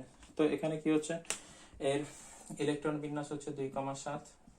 শুধুমাত্র যোজ্যতা কক্ষের ইলেকট্রন গুলোকেই লিখবো 2,7। এবার এখানে কি করবে, এ একটা ইলেকট্রন দেবে, এ একটা ইলেকট্রন দেবে, মানে এ একটা ইলেকট্রন দেবে আর এ একটা ইলেকট্রন দেবে, দিয়ে একটা হচ্ছে ইলেকট্রন জোড় তৈরি করবে, ইলেকট্রন জোড় তৈরি করবে এইভাবে, এইভাবে একটা ইলেকট্রন জোড় তৈরি হবে। আচ্ছা, আমি ইলেকট্রন গুলো অন্যতে লিখছি। এবং পরমাণুগুলো তার সব থেকে বাইরের কক্ষে অষ্টক পূর্তি ঘটাবে। এখানে 6টা ইলেকট্রন থাকবে, এ একটা ইলেকট্রন দিচ্ছে আর এ একটা ইলেকট্রন দিচ্ছে, দিয়ে একটা ইলেকট্রন জোড় তৈরি করছে, ঠিক আছে, ইলেকট্রন জোড় তৈরি করছে, সেইভাবে লিখছি, একটা ইলেকট্রন দিয়েছে, একটা ইলেকট্রন দিয়েছে, দিয়ে একটা ইলেকট্রন জোড় তৈরি হয়েছে। তো এইভাবে কি হচ্ছে, প্রত্যেকটা পরমাণুই তার সব থেকে বাইরের কক্ষে অষ্টক পূর্তি ঘটাচ্ছে। কিভাবে, এখানে এই 6টা হয়ে গেছে, এই দুটো নিয়ে 8টা, টোটাল হচ্ছে 8টা আছে এই গোলটার মধ্যে, দুটো 8টা, আর এরও এইখানে 6টা আছে, আর এই গোল, এই দুটো নিয়ে 8টা, মানে এই গোলটার মধ্যে যতগুলো থাকবে সেটাই হচ্ছে ফ্লোরিন। এই ফ্লোরিনটার হচ্ছে ইলেকট্রন সংখ্যা সব থেকে বাইরের কক্ষে। তাহলে এখানে এই যে ইলেকট্রনটা, এরা হচ্ছে দুজনেই সমভাবে ব্যবহার করছে, মানে এই ইলেকট্রন দুটো এই পরমাণুরও আবার এই পরমাণুরও, তাহলে এরও অষ্টক পূর্তি ঘটছে, এরও অষ্টক পূর্তি ঘটছে, এও নিকটতম নিষ্ক্রিয় গ্যাস নিয়নের মতো ইলেকট্রন বিন্যাস লাভ করছে দুজনেই। তাহলে এখানে তৈরি হচ্ছে সমযোজী এক বন্ধন, এফ সিঙ্গেল বন্ড এফ, তৈরি হচ্ছে সমযোজী এক বন্ধন। সমযোজী এক বন্ধন তৈরি হচ্ছে, বাকি ইলেকট্রনগুলোকে আমি এর মাথায় বসিয়ে দেবো, একটা দুটো তিনটে চারটে পাঁচটা ছটা, একটা দুটো তিনটে চারটে পাঁচটা ছটা, ঠিক আছে। এইভাবে তৈরি হয়ে যাচ্ছে ফ্লোরিন অণু, ঠিক আছে। এরপরে আমরা এই সিএলটা দেখে নেবো। এই সিএল হচ্ছে হাইড্রোজেন আছে আর সিএল আছে। আমরা হাইড্রোজেন সিএল অনেকবার করেছি, এদের ইলেকট্রন বিন্যাস, হাইড্রোজেনের হচ্ছে একটাই মাত্র ইলেকট্রন থাকে, আর ক্লোরিনের হচ্ছে দুটো, 2 8 7, এটা হচ্ছে ক্লোরিনের ইলেকট্রন বিন্যাস, এর হচ্ছে একটা দরকার ক্লোরিনের, আর হাইড্রোজেনেরও একটা দরকার, ঠিক আছে। তার জন্য এদের ইলেকট্রনগুলো সব থেকে বাইরের কক্ষে আমি বসিয়ে নিচ্ছি। এখানে আলাদা পরমাণু আছে, তাই হাইড্রোজেনকে ক্রস দিয়ে লিখছি, আর এর 7টা ইলেকট্রনকে আমি ডট দিয়ে লিখছি। এখানে দুটো আলাদা মৌলের পরমাণু, তো 7টা ইলেকট্রন। এখানে কি হবে, দুজনে ইলেকট্রন আদান প্রদান করবে, একটা দেবে একটা দেবে, দিয়ে একটা ইলেকট্রন জোড় তৈরি করবে। সেই ইলেকট্রন জোড়টা দুটো পরমাণু সমভাবে ব্যবহার করে নিজেদের সব থেকে বাইরের কক্ষে অষ্টক পূর্তি ঘটাবে, বা হাইড্রোজেনের ক্ষেত্রে হচ্ছে দ্বৈত পূর্তি হবে। এখানে এ একটা হাইড্রোজেন একটা ক্রস দেবে, ও একটা ডট দেবে, এখানে 1 2 3 4 5 6 ছটা ইলেকট্রন, পড়ে আছে, এটা দিয়েছে দিয়ে একটা ওখানে জোড় তৈরি করেছে, একটা ইলেকট্রন জোড় তৈরি করেছে। তাহলে এর সব থেকে বাইরের কক্ষে হাইড্রোজেনের দুটো ইলেকট্রন হয়ে যাচ্ছে, আর ক্লোরিনের সব থেকে বাইরের কক্ষে 8টা ইলেকট্রন হয়ে যাচ্ছে, তাহলে 2 8 8 হয়ে যাবে এখানে, তাহলে 2 8 8 হয়ে যাবে। তাহলে এখানে এদের মধ্যে তৈরি হবে সমযোজী এক বন্ধন তৈরি হবে HCl, এবং দুজনেই এখানে স্থায়ী হয়ে যাবে। তো ওখানে ক্লোরিনের বাকি ইলেকট্রন গুলো বসিয়ে দিতে হবে, 1 2 3 4 5 6, এভাবে HCl তৈরি হয়ে যাবে। এরপরে আমরা দেখবো NH3 এর ক্ষেত্রে কি হচ্ছে, নাইট্রোজেনের পরমাণু ক্রমাঙ্ক হচ্ছে 5, নাইট্রোজেন হচ্ছে 5-এ আছে, নাইট্রোজেন হচ্ছে 7-এ আছে, নাইট্রোজেন হচ্ছে 7-এ আছে, তো এর প্রোটন সংখ্যা হচ্ছে 7, ইলেকট্রন সংখ্যা হচ্ছে 7, তাহলে পরমাণু ক্রমাঙ্ক হচ্ছে 2,5। নাইট্রোজেনের পরমাণু ক্রমাঙ্ক হচ্ছে 2,5, আর হাইড্রোজেনের তো 1 করে। তাহলে নাইট্রোজেন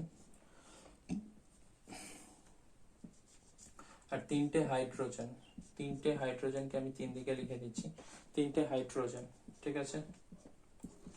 নাইট্রোজেনের সব থেকে বাইরের কক্ষে হচ্ছে 5টা ইলেকট্রন থাকবে, ঠিক আছে। এদিকে একটা দেবে, এদিকে একটা দেবে, আর দুটো আলাদা করে রেখে দিচ্ছি। আর এদের ইলেকট্রন গুলোকে ক্রস দিয়ে লিখছি, আলাদা মৌল, একটা করে আছে এদের ইলেকট্রন, ঠিক আছে। তো এখানে কি হবে, এখানে যেটা হবে এরপর একটা ইলেকট্রন দেবে, একটা ইলেকট্রন দেবে, একইভাবে একটা ইলেকট্রন দেবে, একটা ইলেকট্রন দেবে, একটা ইলেকট্রন দেবে, একটা ইলেকট্রন দেবে। তো এইভাবে কি হবে, 3টে এখানে সমযোজী এক বন্ধন তৈরি হবে, 3টে সমযোজী এক বন্ধন তৈরি হয়ে যাবে। তো এখানে এরকম হবে, নাইট্রোজেন মাঝখানে, তার 3 দিকে 3টে হাইড্রোজেন এইভাবে থাকবে, ঠিক আছে। হাইড্রোজেন, ঠিক আছে। এবং সব থেকে বাইরের কক্ষে 8টা করে ইলেকট্রন আছে, এখানে দুটো থাকছে, একটা ক্রস দেবে, একটা ডট দেবে, হাইড্রোজেন একটা ক্রস দেবে, নাইট্রোজেন একটা ডট দেবে, একইভাবে এখানে হাইড্রোজেন একটা ক্রস দেবে, নাইট্রোজেন একটা ডট দেবে, যদি আছে এখানে। এইভাবে 3টে সমযোজী এক বন্ধন তৈরি হচ্ছে, এবং এখানে তৈরি হবে NH3, এইভাবে নাইট্রোজেন, তার 3 দিকে 3টে হাইড্রোজেন, ঠিক আছে, 3 থেকে 3টে হাইড্রোজেন এইভাবে তৈরি হয়ে যাবে। NH3 বা অ্যামোনিয়া। নাইট্রোজেনের মাথায় হচ্ছে দুটো নিঃসঙ্গ ইলেকট্রন জোড়া এখনো পড়ে, সরি, দুটো নিঃসঙ্গ ইলেকট্রন এখনো পড়ে থাকবে, মানে এক জোড়া ইলেকট্রন এখনো থেকে যাবে। ঠিক আছে, তো এখানে তৈরি হলো অ্যামোনিয়া। এর গঠন কত? এর গঠন কিরকম? এর গঠন হচ্ছে অনেকটা পিরামিডের মতো, এই যে এইভাবে। তো এর গঠন অনেকটা পিরামিডের মতো, তাই এর গঠন হচ্ছে পিরামিডীয়, পিরামিডাল বা পিরামিডীয়, পিরামিডীয়। এর গঠন অনেকটা হচ্ছে পিরামিডীয় গঠন।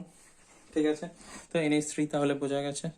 এরপরে আমরা পড়বো CH4 যার নাম হচ্ছে মিথেন। প্রথমে হচ্ছে কার্বন আছে, কার্বনের পরমাণু ক্রমাঙ্ক, কার্বন হচ্ছে 6 আছে, কার্বনের পরমাণু ক্রমাঙ্ক হচ্ছে 6, মানে হচ্ছে প্রোটন সংখ্যা হচ্ছে 6, ইলেকট্রন সংখ্যা হচ্ছে 6। ঠিক আছে, তাহলে ইলেকট্রন বিন্যাস হচ্ছে 2, 4টে, 2,4। 6টা ইলেকট্রন প্রথম কক্ষে 2টো, তারপরের কক্ষে হচ্ছে 4টে। হাইড্রোজেনের তো একটা করে ইলেকট্রন থাকে, কে কক্ষে শুধু একটা ইলেকট্রন থাকবে, ব্যাস। তো এখানে যদি আমি এখানে আঁকি, কার্বন একটা মাঝখানে বসাচ্ছি, তার চারদিকে 4টে হাইড্রোজেন, চারদিকে 4টে হাইড্রোজেন আঁকছি, লিখছি আর কি। তো এখানে প্লাস, তো এখানে প্রত্যেকটা কি হচ্ছে, প্রত্যেকটা, এটা হাইড্রোজেন। ঠিক আছে, প্রত্যেকটা হাইড্রোজেনের একটা করে ইলেকট্রন আছে, কার্বনের সব থেকে বাইরের কক্ষে 4টে ইলেকট্রন আছে, কার্বনের সব থেকে বাইরের কক্ষে 4টে ইলেকট্রন আছে, আর প্রত্যেকটা হাইড্রোজেনের সব থেকে বাইরের কক্ষে বা প্রত্যেকটা হাইড্রোজেনের একটা করে ইলেকট্রন আছে। তো এ একটা ইলেকট্রন দেবে, আচ্ছা অন্য কালিতে করছি, তো এ একটা ইলেকট্রন দেবে, এ একটা ইলেকট্রন দেবে, এ একটা ইলেকট্রন দেবে, এ একটা ইলেকট্রন দেবে, একইভাবে এ একটা ইলেকট্রন দেবে, এ একটা ইলেকট্রন দেবে, এ একটা ইলেকট্রন দেবে, এ একটা ইলেকট্রন দেবে। এইভাবে 4টে ইলেকট্রন, 4টে বন্ধন তৈরি হয়ে যাবে এদের মধ্যে। এইভাবে যদি কার্বনকে মাঝখানে বসাই, তার চারিদিকে 4টে, এইভাবে 4টে হাইড্রোজেনকে এরকম করে লিখে দিচ্ছি, 4টে হাইড্রোজেন, এগুলো গোল হবে পুরোপুরি, একটু কিরকম হয়ে গেছে, 4টে হাইড্রোজেন। ঠিক আছে, হাইড্রোজেন একটা করে ক্রস দিচ্ছে আর কার্বন একটা করে ডট দিচ্ছে, হাইড্রোজেন একটা ক্রস, কার্বন একটা ডট, এখানেও সে একই, ডট ক্রস, আর নিচেও ডট ক্রস। তো কার্বনের টোটাল 8টা ইলেকট্রন হচ্ছে। কি করে হচ্ছে 8টা ইলেকট্রন? এই যে কার্বন পুরো গোলটার মধ্যে 1, 2, 3, 4, 5, 6, 7, 8, 8টা ইলেকট্রন আছে, কার্বনের 8টা হয়ে গেল। হাইড্রোজেনের তো দুটো করে চাই, দুটো করে চাই, তো দুটো করে ইলেকট্রন তো আছে, তাহলে এখানে হয়ে গেল বন্ধন তৈরি। তাহলে এখানে যে এরকম, এটা অ্যাকচুয়ালি এরকম হয়, একটা হাইড্রোজেন ওপরে থাকে, 3টে হাইড্রোজেন এইভাবে থাকে, এরকম হয়। এটা হচ্ছে মিথেন CH4। মিথেনের গঠন হচ্ছে চতুস্তলকীয় গঠন হয়, মানে একটা যদি এরকম পিরামিড হয়, এরকম যদি একটা পিরামিড হয়, পিরামিডের মাঝখানে শূন্যে ভেসে থাকে কার্বন, এবং এবং তার 4টে শীর্ষবিন্দুতে, 4টে হাইড্রোজেন থাকে, 4টে শীর্ষবিন্দুতে 4টে হাইড্রোজেন থাকে, এরকম বন্ধন দ্বারা এরা পরস্পর যুক্ত থাকে, মাঝখানে কার্বনটা ভেসে থাকে। তো এর গঠন হচ্ছে চতুস্তলকীয়। মিথেনের গঠন হচ্ছে সুষম চতুস্তলকীয়, সুষম চতুস্তলকীয়, চতুস্থলকীয়, সুষম চতুস্থলকীয়। আচ্ছা, এটা বেরিয়ে যাবে, সুষম চতুস্থলকীয়।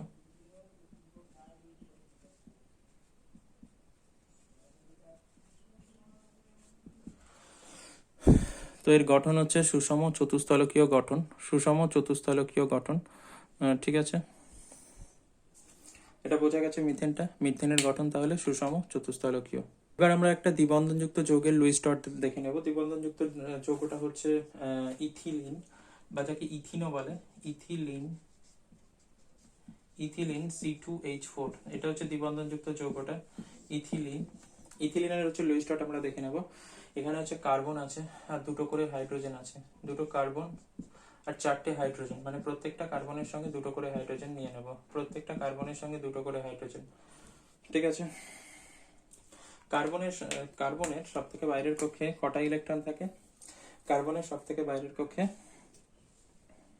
কার্বনের সব থেকে বাইরের কক্ষে 4টে ইলেকট্রন থাকে। তো দুটো এদিকে বসাবো আর দুটো এদিকে বসাবো, এরও একইভাবে দুটো এদিকে, দুটো এদিকে। আর হাইড্রোজেন ইলেকট্রনগুলোকে আমি ক্রস দিয়ে লিখে নেব, ক্রস ক্রস। এবার এ একটা ইলেকট্রন দেবে, একটা ইলেকট্রন দেবে, একটা ইলেকট্রন, একটা ইলেকট্রন, আর এরা দুটো করে ইলেকট্রন দিয়ে দুটো ইলেকট্রন জোড় তৈরি করবে। এরাও একইভাবে একটা করে দেবে, মানে কার্বন আর হাইড্রোজেনের মধ্যে একটা করে হবে, আর কার্বন কার্বনের মধ্যে দুটো করে। ঠিক আছে, তাহলে এটা এরকম হবে কার্বন। আচ্ছা আগে এটা এখানে করে দিল, এদিকে একটা, এদিকে একটা, এদিকে একটা, এদিকে একটা, এখানে কার্বন আছে, এখানে হাইড্রোজেন হাইড্রোজেন হাইড্রোজেন হাইড্রোজেন।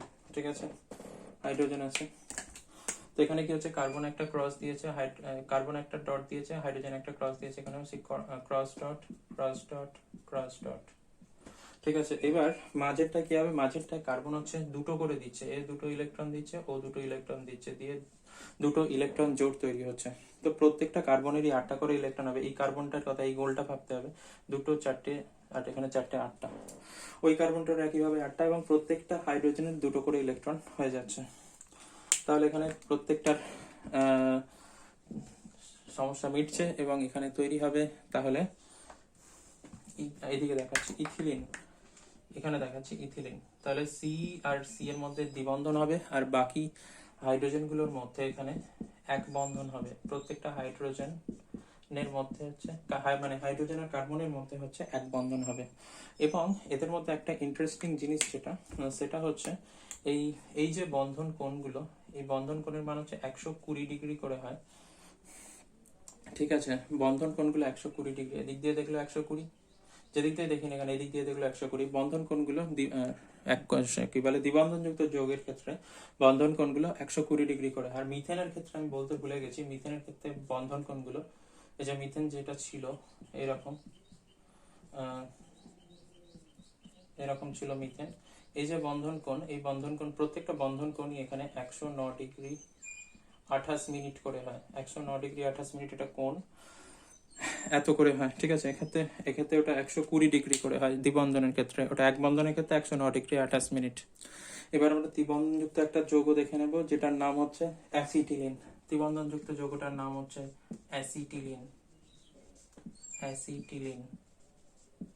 ঠিক আছে, ত্রিবন্ধনযুক্ত যৌগটার নাম হচ্ছে অ্যাসিটিলিন, C2H2, C2H2 অ্যাসিটিলিন। ঠিক আছে, অ্যাসিটিলিনের ক্ষেত্রে কি হবে সেটা দেখে নেব। তাহলে অ্যাসিটিলিনে কার্বন আছে দুটো, হাইড্রোজেন আছে দুটো। ঠিক আছে, তাহলে প্রত্যেকটা কার্বনের সঙ্গে একটা করে হাইড্রোজেন নিয়ে নেব, প্রত্যেকটা কার্বনের সঙ্গে একটা করে হাইড্রোজেন। এবার কার্বনে হচ্ছে 4টে ইলেকট্রন থাকে, 4টে ইলেকট্রন থাকে সব থেকে বাইরের কক্ষে। তাহলে 3টে এখানে বসাবো, 3টে এখানে বসাবো, আর এখানে একটা করে বসাবো। ঠিক আছে, মাঝখানে প্লাস দিয়ে দেবো, এই সরি এখানে এগুলো ডট হবে তো। আর হাইড্রোজেন গুলো আমি ক্রস দিয়ে লিখবো, হাইড্রোজেনের একটা করে ইলেকট্রন থাকে, মানে এখানে 3টে ইলেকট্রন এখানে আদান প্রদান করবে। আচ্ছা, এইভাবে না লিখে একটাকে উপরে লিখছি।